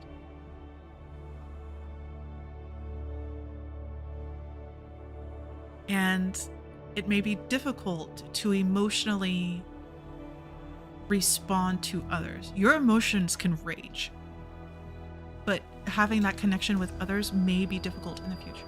I'm not going to force that upon you, but just letting you know that is a thing. So you all gather for a group meeting, and I will allow y'all to discuss, because there's one more thing that will happen. Especially now that you are all gathered together and in a quiet place. feel like we're being watched. Yes, always. Yeah, I have no spells to do anything. I got all mine back. What you want? Well, if we're going to talk, if we are to talk freely, can you scan the room for us? Let me see. And I'm like thinking back of what I saw Nimu doing.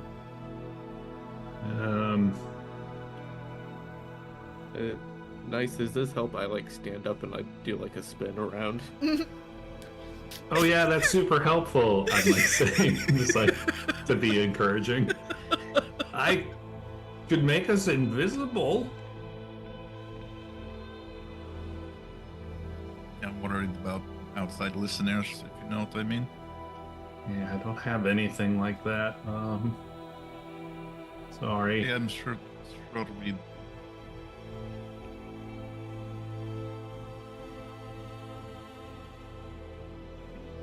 Not certain it matters, but we'll miss this gift that Nemo used to give us. I'm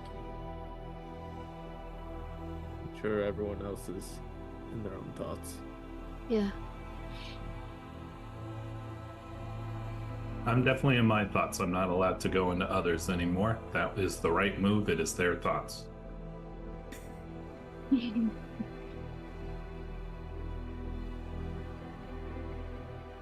So, just as a reminder, you were told that you would be required at the meeting of the families at the Archipelago. Now, if the Severius Council decide to break their treaty or sever the treaty with the families, that may no longer be a true thing. Because if they do not go, does that still mean you have to?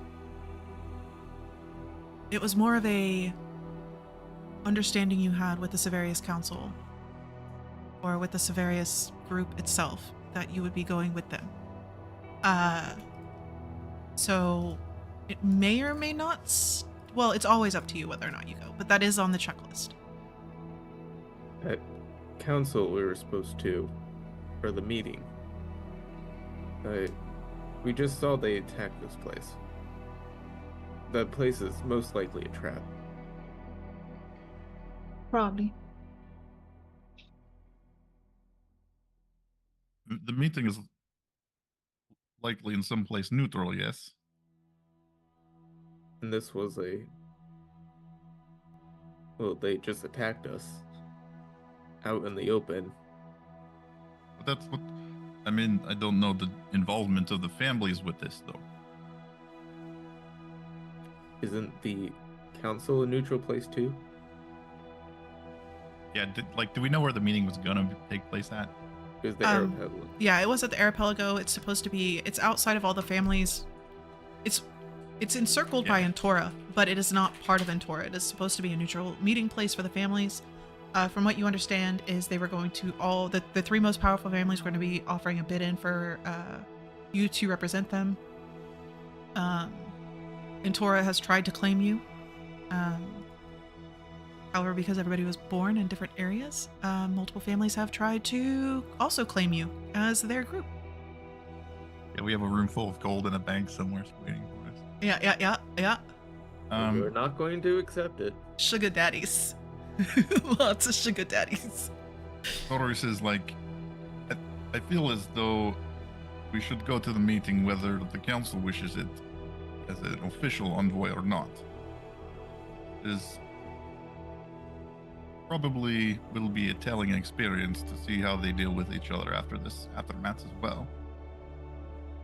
I fear that the council's involvement with the families directly may be waning.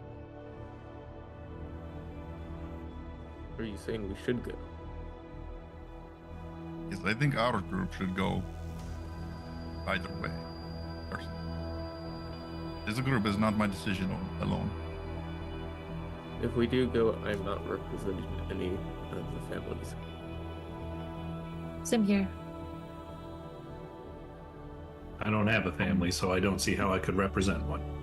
From the sounds of it, I would not be representing the council most likely either. Yep, I guess we'll be a neutral party. But But you are right to be cautious. It is very likely not a trap. They will see his opportunity to strike at us.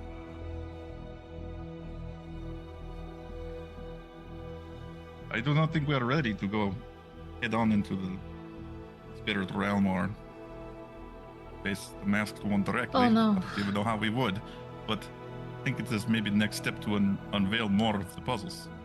Yeah, Of this maybe meeting. if we do go, we need an escape plan. we do.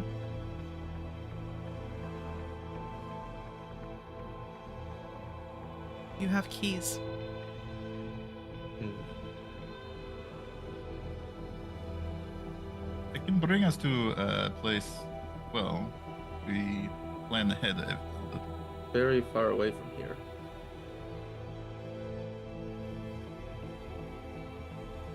So, quick. Have to do to actually do this. Oh yeah, it only takes an action, so I can bring 5 people to a place that I prepare ahead of time. Sort of a one-way emergency transportation magics. We must prepare a place first. I was thinking our home in the valley. I was thinking Wolfden Falls, they have warriors. Yeah, This is If good. something Good follows idea us, as well, I guess. something follows us, they can help us. I like that idea.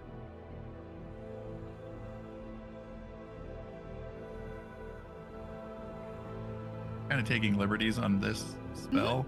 It says it needs to be a temple dedicated to strongly linked to your deity.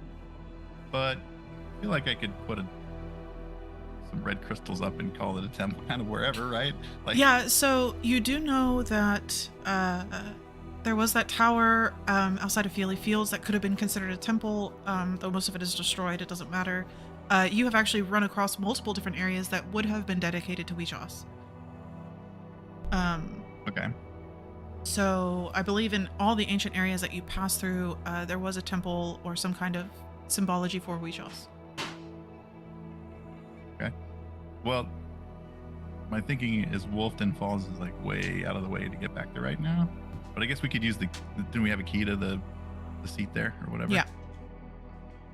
Do that too. Yeah, you have a key to Thinking that aloud, seat. sorry. You have the key to the seat in Mason Hollow, and then the only seat you don't have a key to is actually the one under the archipelago. Well, maybe we can get that along the way. Well, I guess our main question is, what are we gonna do after the archipelago?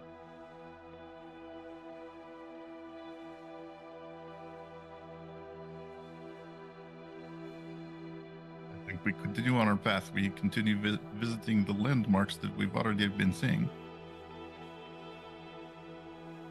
So, at that, a voice echoes through the room. I may have an idea for that. And you hear the voice of Geo Invo. As one of the walls just kind of shimmers and fades away. He is standing behind the portal.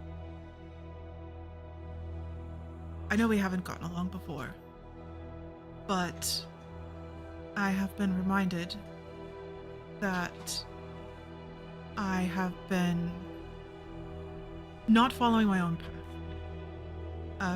That I used to, my followers, work towards, which is knowledge. I offer a item of peace, and he takes the item, the artifact that he had stolen from Ioe's home, and his hand reaches to the other side of the portal and he just places it there and steps back. I believe we have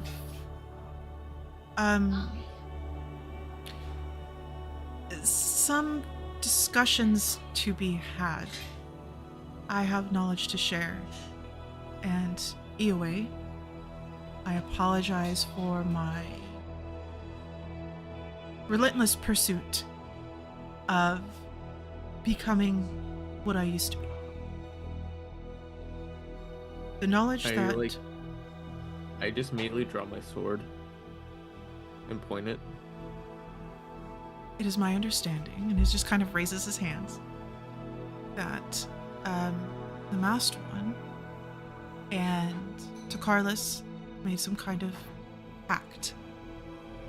Now, the Masked One has never been a priority of mine. Takarlis can do whatever he wants with the Shallows. Them together breeds the destruction of everything. Period. That's just the way it is. I will do whatever I can to give you any knowledge that I can share in your pursuit of specifically the Masked One.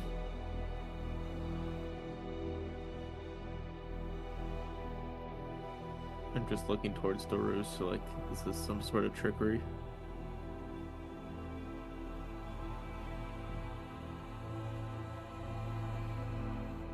Why should we trust you now? Technically, you are but a footstep away from my front door. And you didn't see any of my followers attacking, correct? I didn't join in on this battle, though I could have. My interests may have once been to eradicate those that were manipulating the weave in ways that I would prefer them not to be. But I am now on the side of, destroying it. Every day you get a chance to be a new person. And I have decided this is the person I'm going to be today. I have learned. As this conversation is going on, I'm gonna very slowly take a few steps forward. I'm trying to discern if the artifact is trapped or something. Okay. So roll investigation. Every step you take forward, GeoInvo will take a step back to give you space, possibly. That is a 15. There's no traps that you can perceive. How big is the artifact? I want to say it was fairly decently sized. And I think you found out it was a tool for transcribing the runes into a language. It's still hand on my blade. Mm-hmm. Just gonna quickly try and pick it up. How did I know one of them was betraying? Was going to betray the rest. Wait, what are we talking about? I'm sorry, I missed that message. One of the three betrays the other two. One of the three betrays the other two. Oh, the families? No, there's a GeoInvo. Oh, Carlos, yeah. the Masked One. Yeah.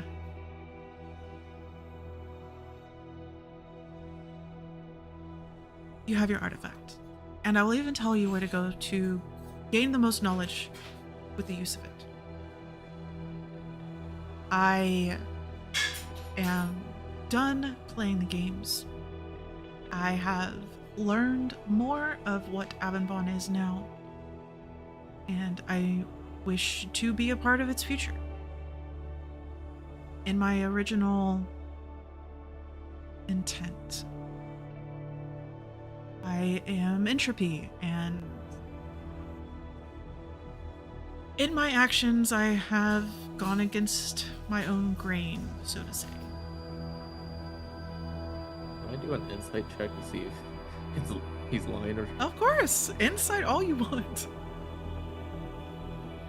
this seems fishy. Mm-hmm. 17. 17. In a strange way, he seems incredibly sincere. Incredibly sincere. Now, Free knows more about what his history is, so he can kind of help you. Yeah, I'm just not talking in front of him, but Yeah, I know a fair bit. I know a fair bit. Yeah.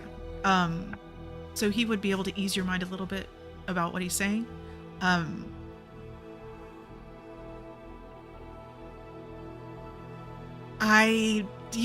Just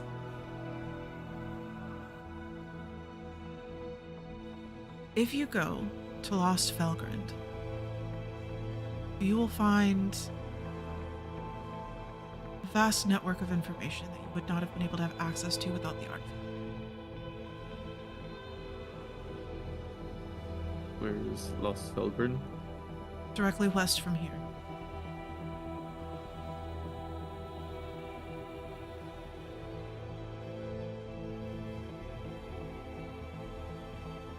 It may even give you some knowledge that you require to draw out the Masked One and destroy him on your own turf.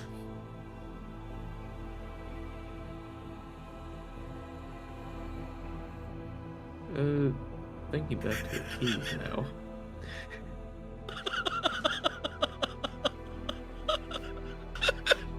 Doing. I don't know. Tim's a Where's the weird ghost? dude.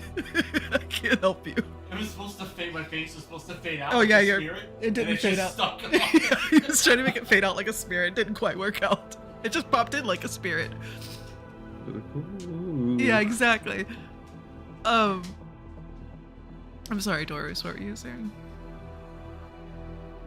I didn't say anything. Oh, okay. I was gonna ask if we could get access to the temple, but that's kind of a weird question to ask. To the temple I like the seat. of the archipelago? No, of the silent Oh, Red. So we can get The a, entropy seed. so we should can be get there. a key. Well, presumably, all we'd have to do is walk through his portal.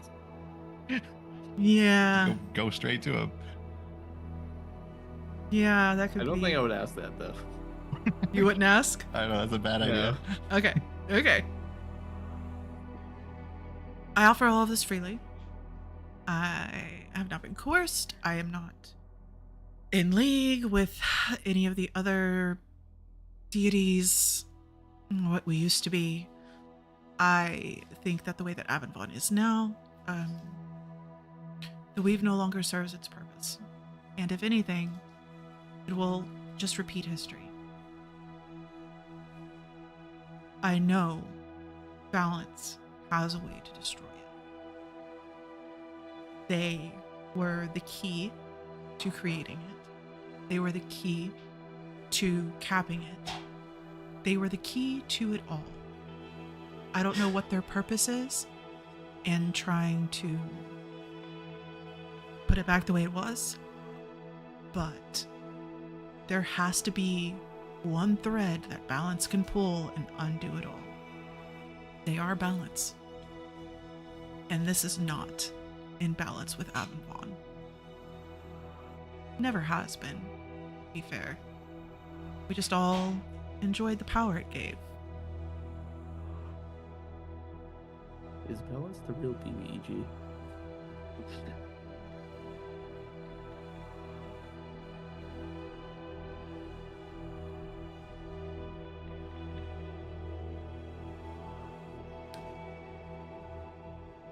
Well, I thank you for returning this.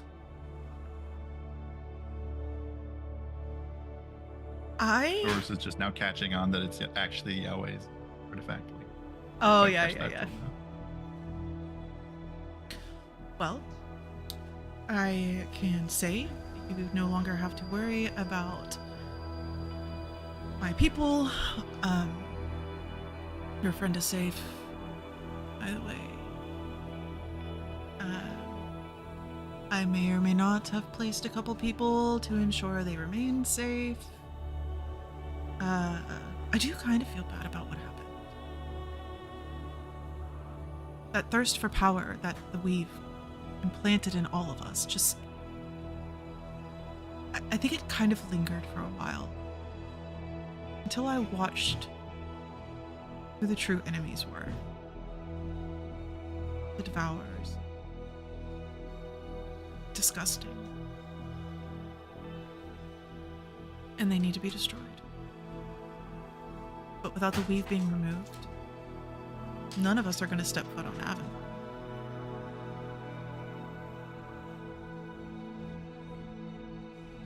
Oh, I almost forgot. Since nobody seems to be interested in having a conversation with me, I understand. You do carry an item that may or may not aid you in your pursuit of one of us, preferably not me, who that will keep them on the material plane for a hot second. It was gifted to you quite a while ago, and I finally figured out what it did. Can't tell you what that item is.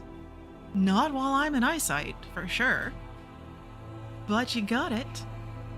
And it was somebody nearly as old as I am that gave it to you. So if nobody's got any questions for me, because it doesn't seem like you do, Bear, kind of one of the bad guys to you, I get it. I will leave. Oh, and I am so sorry about your friend. Truly. I wish I could have done something. It's just not in my abilities. Sorry. And he'll step back. And the wall will fade back into solid. Yeah. So I Never will actually stepped through the wall. He just put something across, right? Oh yeah. He knows his limits. Or to get stabbed. Yeah, exactly. Be brought down to your level? No way! Well, that was interesting. I looked down at the artifact to see if it Yeah. trapped or something. Like, Nope. This is the artifact you spoke of long ago. It was stolen Yeah. from you. yes, this was stolen from the Vareki.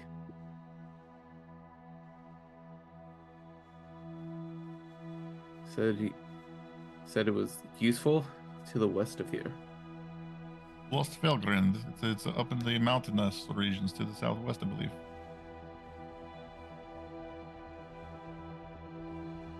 Uh-oh. I've never been there, but I've heard of such place near Eos.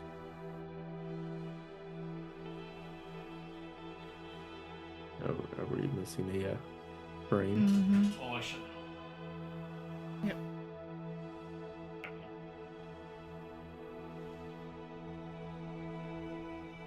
He's gonna turn it back on. So kind. Nemu will be here in spirit. Oh, it turned me into the host. I can't share my Maybe screen. there. Oh wow. Nemu is always here in spirit, that's true.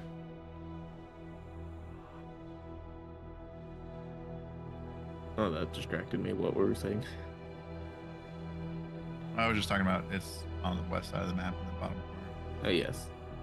But must decide now whether to utilize this information or not.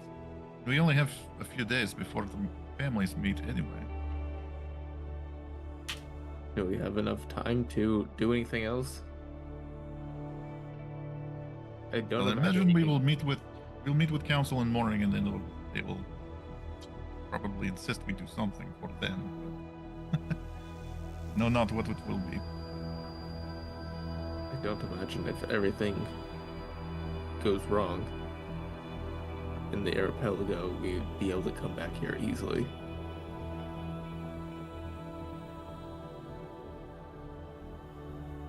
I believe that if the council wishes to distance themselves from the families, that would not impact our journeys. It helped them here, after all. Send another airship and then get skyrocketed out of the sky again. Oh. Yeah, that's true. Can we even make it? Like, we have to choose a direction, really, because we can't. We're never gonna make it all the way over there and then up to the meeting. There's no fucking way. It's Yeah, very no. far. You won't be able to make it to Lost Valground before the meeting if you choose to go to the archipelago. Now, it would be nice to visit the seat under the archipelago. So if the council does decide to join the meeting for whatever reason, you can, you know, stow away on the ship and just kind of leap. Didn't do it again. No. Like feather fall down. We can. Oh yeah, we can. We can spy. They've been spies to us. We can spy on them.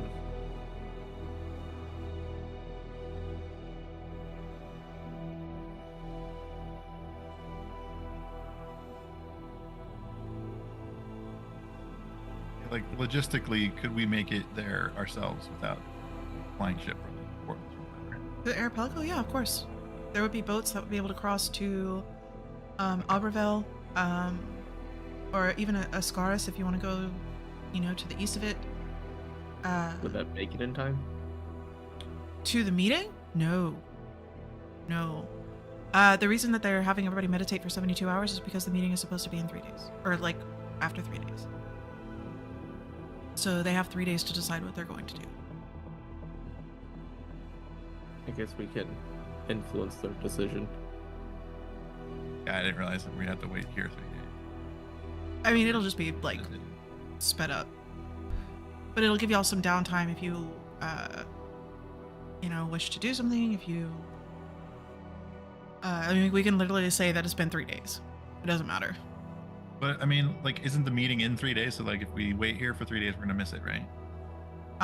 Some time twisting, because I kind of forgot that the meeting was going to be in 3 days. Oh, I thought we only had like, well, I mean, from when we left in Toro, I thought it was supposed to be like 3 days. So we already kind of wasted this full day getting here. Yeah. Oh, I think the council can probably send them a message and be like, hey, Okay. we were attacked and we need time to recuperate because... Yeah, no, I'm fine with that. I just Yeah. thought we were having to choose between doing this or that. So it makes more sense your way. Yeah. Yeah, you can... Delay the meeting by a week. Yeah. So they're giving themselves an extra 3 days to recuperate, really, is what's going on. Or what they're telling the families. So, yeah, so you can go to the archipelago to the meeting if you wish, even if the council decides not to. I need to kind of decide on what they're going to do. You can go to the meeting, try and glean, like, who all is being manipulated by either Takarlis or the masked one. If you want to do that. Kind of what Doris was floating. He wanted to go to the meeting, whether it's approved by the council or not, so that our group can, we'll probably get attacked or something again, but hopefully we'll find some more information about who's with what house and that kind of thing. Does someone have sending? Did Nemo have sending? I have sending. Oh, you do? We can. We I need don't to have any spell slots. request. But We need to request someone ship us the psychic headbands, so no one can read our thoughts. Oh, that's right. You didn't grab them. I thought we did say that you grabbed them, or were they not ready yet?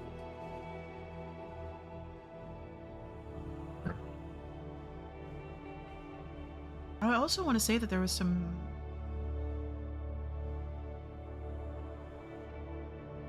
I guess I we ha- could ask. I was gonna say I have sending in my list, but if I remember right, warlocks I can't change it right unless I level up.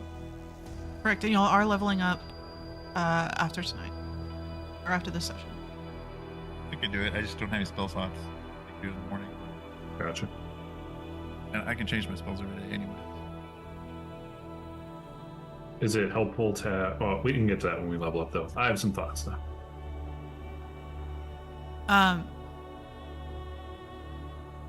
Well, do y'all have anything else that y'all want to accomplish before you level up?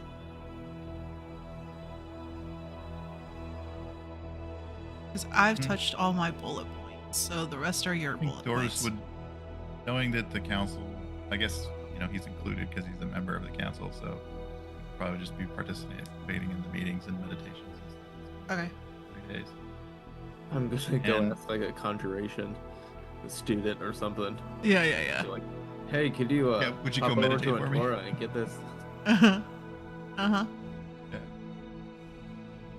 mean, I'm sure they do have like ways to get to Antora faster or whatever. They do. Important Yes, stuff. they do. But- They do have a way to get to Antora quickly. The only problem is that they are no longer welcome in Antora. I'm But sure they have some contacts. they do have contacts. So within those 3 days, you will be able to find somebody who will be able to do that for you. But they swear you to secrecy. You cannot tell a soul that they are able to step foot in Antora without first going into the capital. Because that is a break of the fucking treaty. They cannot enter the cities without first checking it. I swear upon my runes, I will not tell a soul. Okay, let's go So shopping. are they like hiding? Are they like hiding information from the families, the council? Well, the entire political system is about to fall apart, so I don't understand why unless we told them, the families probably didn't even know we were attacked. Like they knew something big was going on.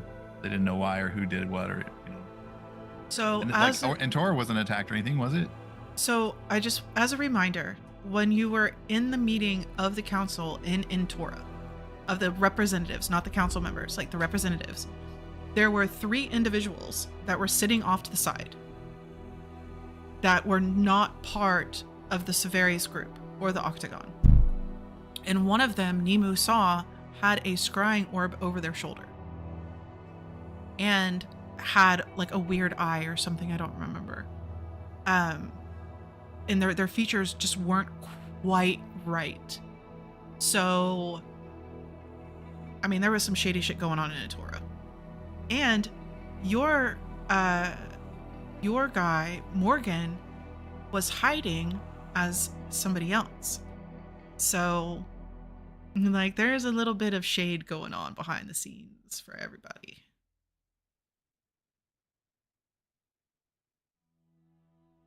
A little bit.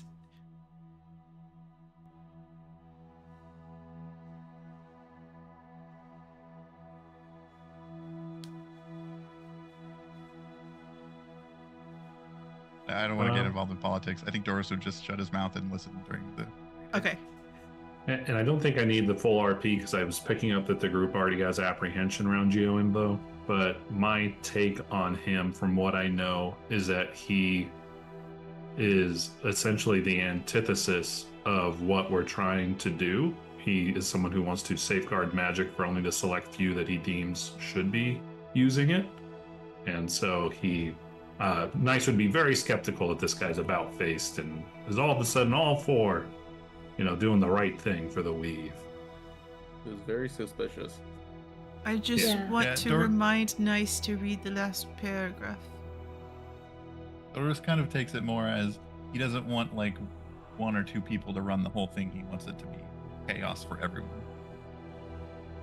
I saw that, and I think Okay. maybe there's a place for that. I think Okay. Nice is more mainstream, right? He gets his news from the main news networks. He's Right. He's not in the weeds. Is Nice able to tell like my emotion? Not anymore, because I don't dive into that kind of stuff. But if you want to share emotion with him, it would be as if you were sharing it with yourself. I think it would that not be my emotion complicated. would have been so strong at the moment, you would be able to pick up on it. Okay. But you would be able to see flashes of Wayless. Basically my father got stabbed by a agent of him. Oh.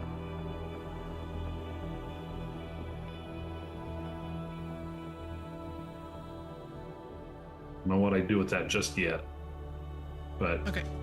interesting to know. That is in your It's in my banks. notes now. Yeah. Brain banks. Or Mhm. non-brain banks? I think it's so. I mean, Yeah, soul banks, memory banks. Yeah. It's a quantum computing. Yeah.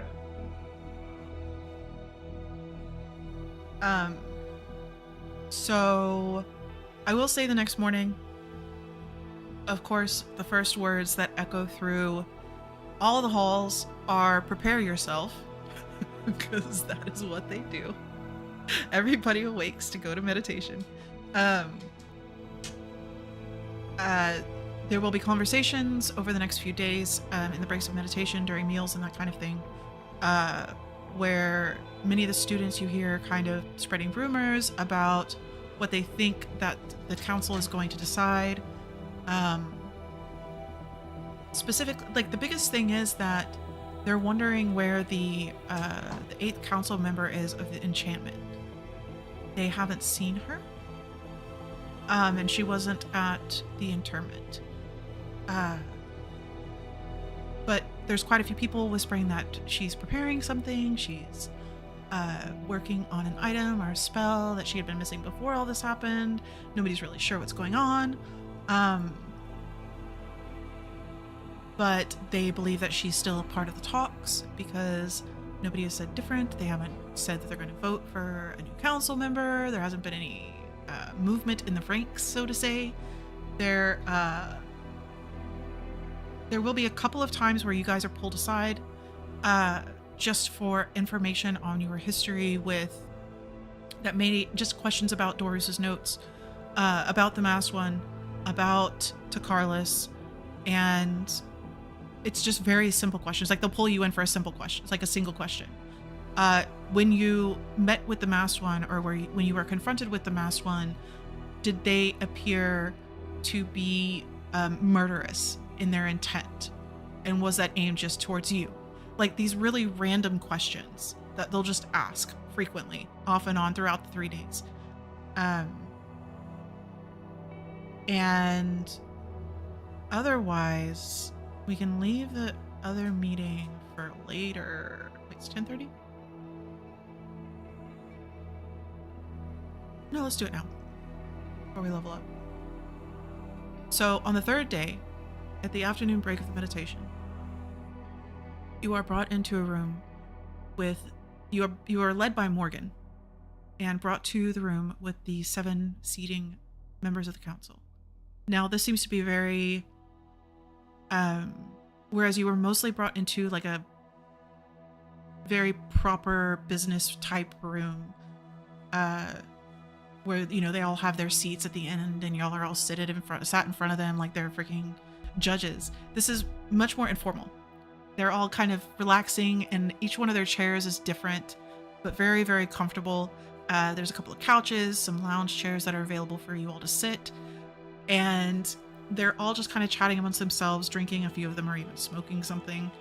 And Morgan just bows to the 7 and turns to you all and says, good luck. Don't wish to be here. And we'll just walk away, leaving you all there. The council, they seem fairly relaxed, though you can see just in passing a tension behind their eyes and in their shoulders and backs. But they're trying to be relaxed. I'll put it that way. They wrap up their conversation as you all sit down, and one of them turns towards you all. So, this is a little bit of a different way of us handling all of this, but we're kind of at an impasse. We need to know, well, we don't need to. We would like to know your thoughts on us breaking ties with the families. Our main concern is not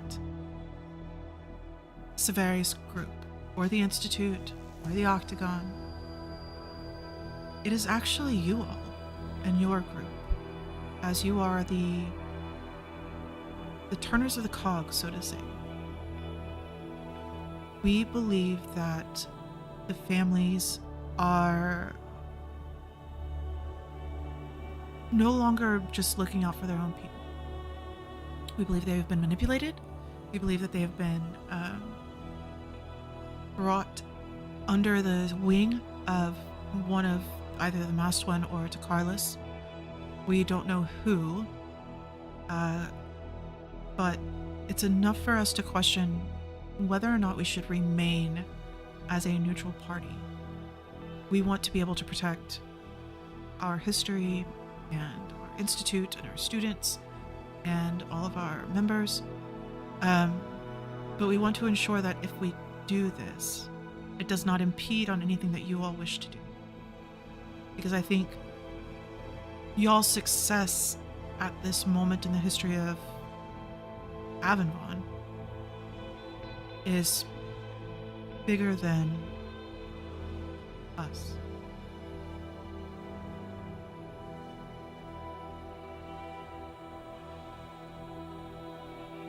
We do need an ally that is not influenced by the family's wants. In fear of saying too much, I will say that those we believe to have been influenced have been quarantined. What school of magic is the one that's missing? Enchantment.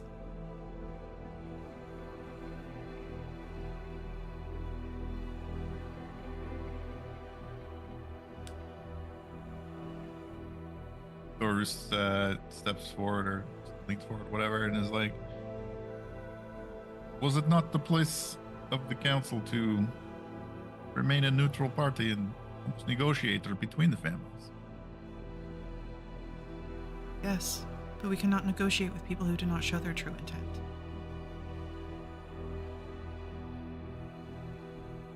We can cast all the spells we want to ensure that they tell the truth. But in doing so, if they refuse to speak, we know that they are not of true intent. Yes, shadowy intrigue is commonplace, but perhaps not at this level.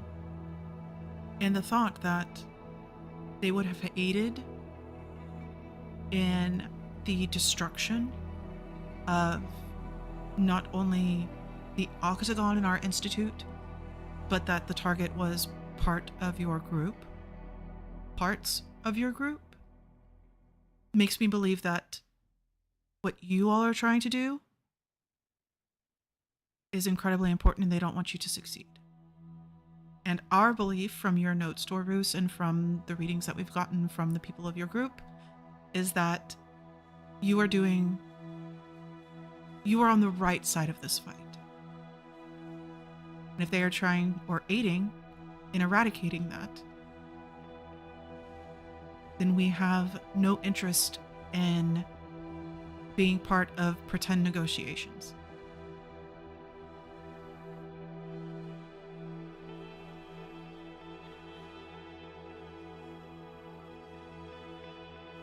If this is the council's will, so be it. But we still need to be available to the families as a third external party. That is my view. Will us breaking the treaty hinder that in any way?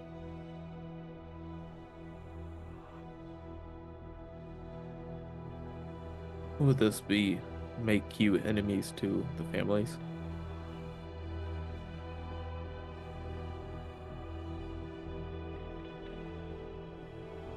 I worry that it would cause less structured and observed practices of magic more commonplace throughout Avonvon.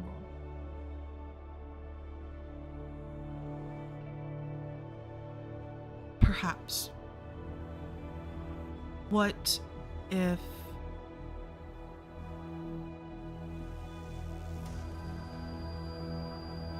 we can confront them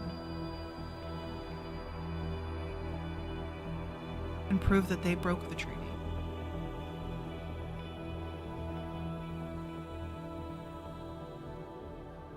And Tora at least has done it very blatantly. What is the council in all this? The collection of all magical perks throughout the family, or We are just the center of knowledge and education for magics. The schools of magics. And if you break the treaty, they are free to practice their own. It's possible. Unable to foresee such things, but without our group overseeing such things, people will do what they want to do, yes? They already do. We just offer a structure for such purposes. Most come to us, but being that the things that you all have run into, Torliv, for instance, he broke away apparently long ago. He was supposed to have been going on a journey of education, but he may or may not have lost his mind according to everything that you said. And that is just one isolated incident.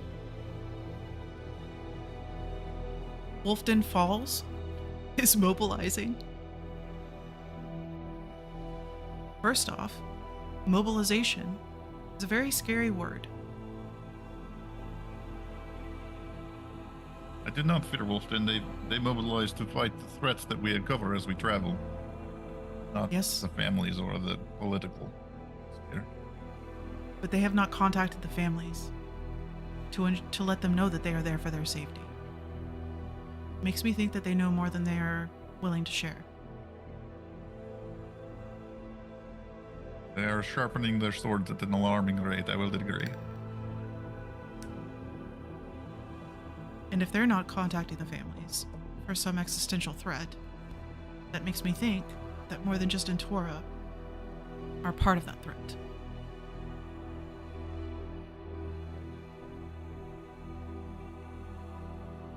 Do I know if the, like, we're not like a law body. The council is not a law body. Like, they're not the court system. Right. Is there such a court system, or is there kind of each family has its own court system? Each family Like, has what's its own. Yeah. And for peacekeeping, generally the various council or their representatives are kind of like the, what do they call them? The Ambassadors? yeah. like ambassadors or envoys to the different Yeah, families' because houses? there's generally a group, like one person from each school at the center of each family. I mean, they rotate so that they don't create a bias, but and then of course they are able to help speak for those families. Just like if you watch The Witcher, they send magic people from the schools, and then which place or whatever it's called, I don't know, but send someone to like represent the magic users in the families. Yeah, that makes sense. That would be part of it as well. Yeah. And Dorus doesn't want to see the council like leave it, just whole hog leave. So I think what he'll propose something probably dumb, and he just is trying to track them on the track of staying involved, but maybe in a less meaningful role with all the families. Does that make sense? So Yeah. what if we issue a statement about these facts that you speak of to all the families, and lessen our role in their society in order to seclude ourselves from such biases that they clearly represent. This makes sense. Yes. All the council kind of look at each other. I would caution leaving directly and wholly, because then the families will do what they want to do without any thought of oversight or thought of pressures from other families affecting them. I think the council maintains a important piece of neutrality that is needed for the families not to just destroy each other. Another member speaks up. Okay, we will discuss and meditate on this point of view. I believe it has merit. Perhaps we will make such a statement and propose a new treaty. I do worry for the smaller families that they will be vulnerable if we do leave. Was my statement earlier before you all. Thank you for your input and your information. It is greatly appreciated. It was our honor. And as for the variants, we will be attending the meeting of the families under our own accord. There's no problem. We will offer you transport if you are needing. Very kind. Of course. We will send word of our decision before we make the announcement. As a gesture for your input.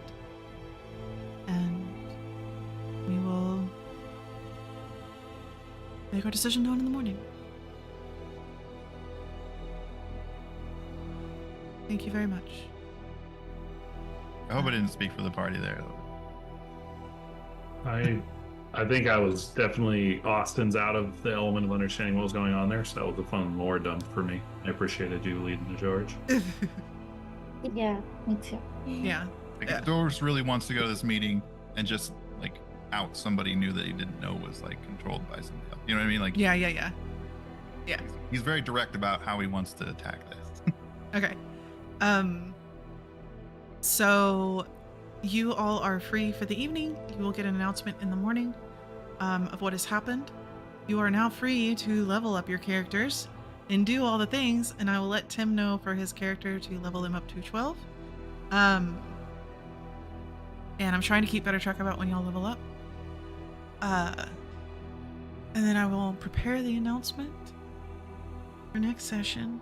Gotta figure out where Tim is going, wants to do with his character and all that good stuff. But it is kind of all culminating at this point. There is, I would say, before you try and confront any of these guys, these gods, these wannabe gods, that you definitely take a trip to Lost Felgrand first. Can we request like an emergency teleportation to the council? I don't think that they would be able to teleport to the council. They would be able to teleport from it. They would not have a place, like the islands of the archipelago are where the families do have their, like they do have a place where they can go. But the council actually does not have one. So they just meet in the middle for the meetings. But it's not like so it's if we have to, we can hop on the airship they gave us and yeah.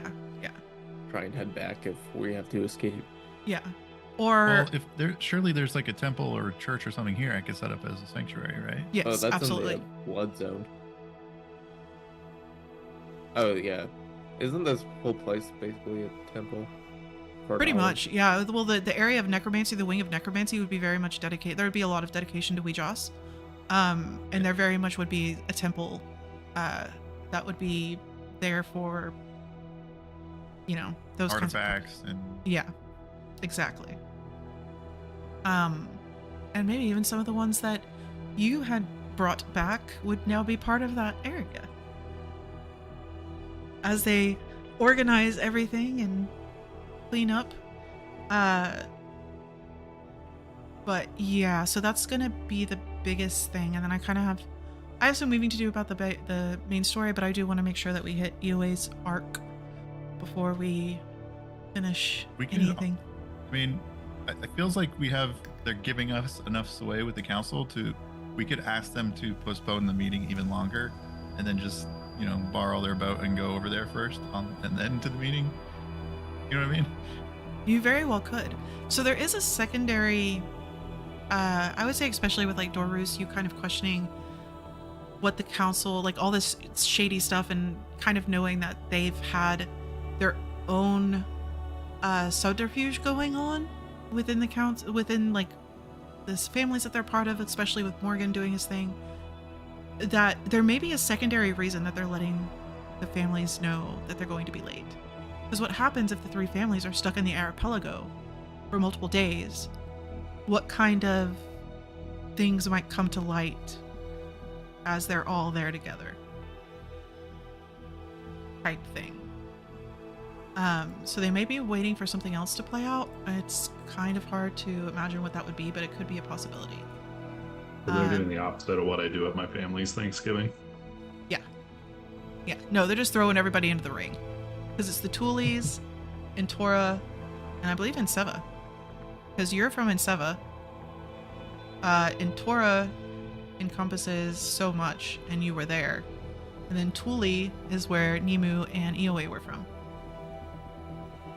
We were on the outskirts. Yeah. So yeah, you were still part of Tuli family.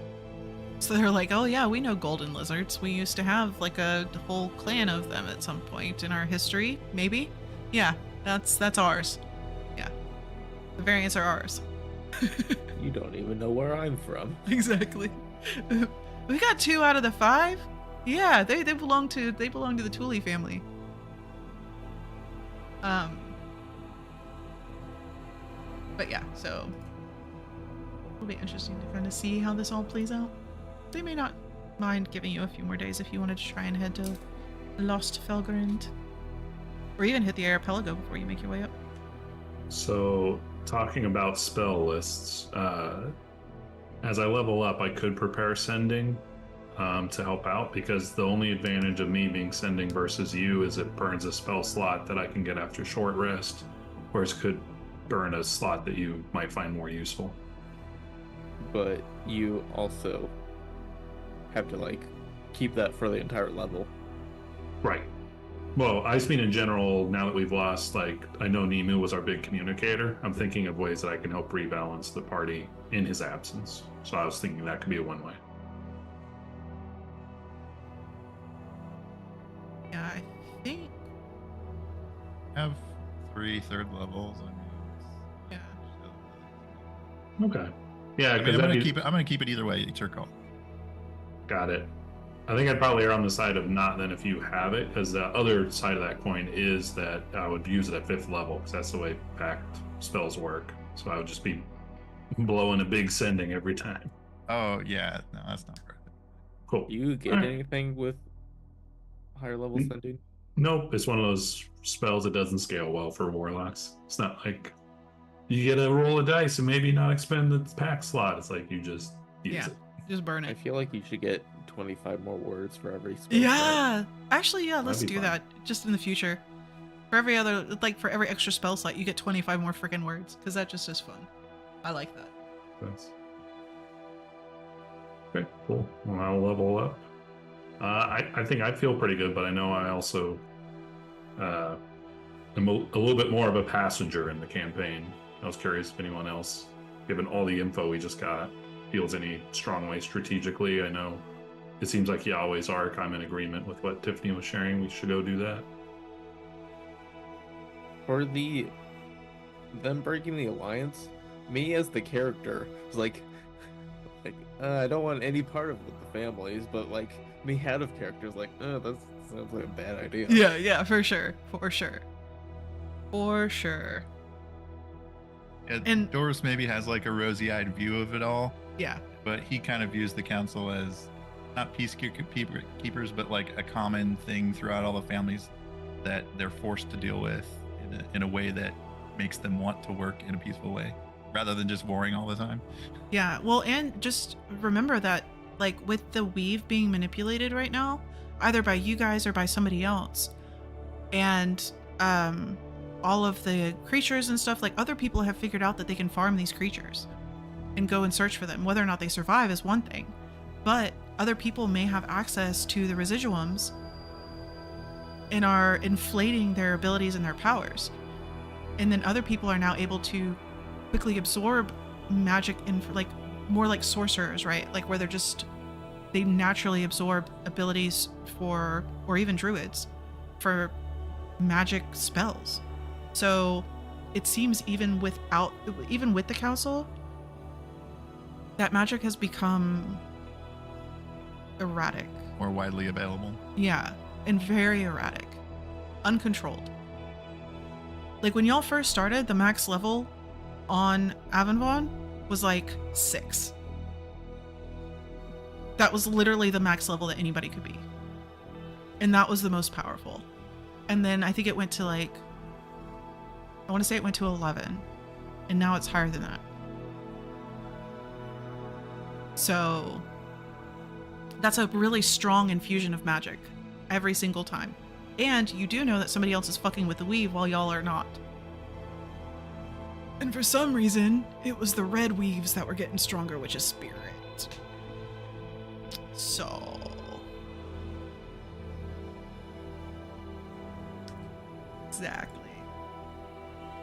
Exactly. And not entropy. It was not entropy. Which probably means that GeoInvo couldn't figure out the fucking artifact. I'm just saying. Well, if he couldn't figure it out, I sure can. I know. He was also talking about an artifact that we have that he now knows what it's for. Mm-hmm. I'm trying to search. We figured something out. So it was somebody gave you something. It was just something that somebody gave you, and that person was nearly as old as they were. Now, EOA, you've asked me about this item a couple of times, and you've been like, I wonder what would happen if I used this, and I'm like, I don't know. I don't know. I mean, maybe you could try it. Maybe you could try it. But he did say that it may bind somebody to the material plane for a short time. I know what it is. The I don't know if handy-dandy anyone thing. else knows what it is. I know, because I think you've been the one carrying it around this whole time. It's in my alchemy pack. Yeah. Yep. And the Wanderer is probably like, really? You could have used it by now. Yeah, really? Okay. We're only mortals. We don't know shit. I know. Well, the way the Wanderer works, I don't think that he really knew either what it would do. He just knew that you would need it. He was like, I don't fucking know what this thing does, but here you go, because if it was somebody else that arrived, they'd get it, but y'all are here, so here you go. First come, first serve. Global redefining powers. Exactly. I wonder if I can. So, understanding of that, can I use this to shove Nice into a body? No, he has an item he can do that with Against now. his will? No, I mean, like, here we go. willingly, but like. Yeah, no, that was what Zane gave him. He gave him a bridge to be able to bridge his soul into a body. Okay. Yeah. I don't really know anything about spirits, so Doris or Nice is going to have to explain it to me. Yeah. Be like, oh, I forgot about this. I think I know what it does. No, Let's I try it. forgot about it. Oh, that's true. You didn't forget about it. You didn't forget about it. For sure. No, I haven't forgot about it either. Well, now you It's know like, what it's what for. is this thing? Yeah. GeoInvo figured it out, which is the perfect person to do so. He was kind of he was definitely hoping that you weren't going to use it on him.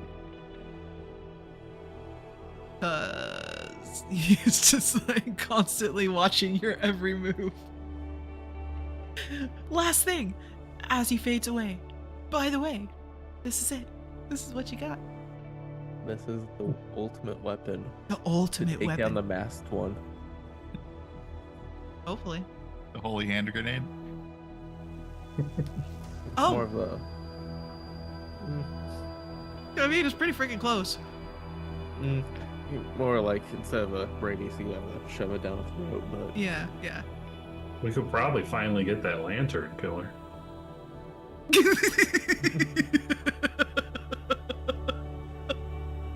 For sure.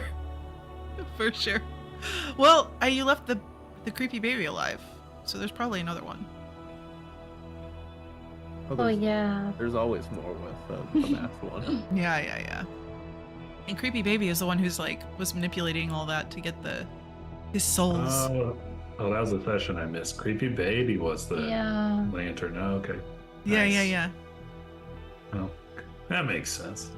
Yeah, he needs souls so that he can be fed. So the masked one. Right. That was the one we put in the cauldron.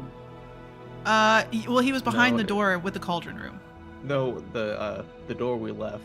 Yeah, the door that Iue walked in and was just like, nope. Yeah. Walked Oh, away. yeah. Yep. It's all coming back. Yep. You know, it was just 12 sessions ago or something. I don't even remember. Which was a long time ago. Let's see. That was session... Since we're here for such a long time, I'm just gonna go ahead and, if you're cool with it, I'm gonna say that I set up a sanctuary in the temple here. Yeah, 11 sessions ago. Okay, yeah. Yeah, you've got enough time to do so. I can just blast back here and instead Yeah. Alright, I'm going to end the session in screen. I messaged you on Discord about something.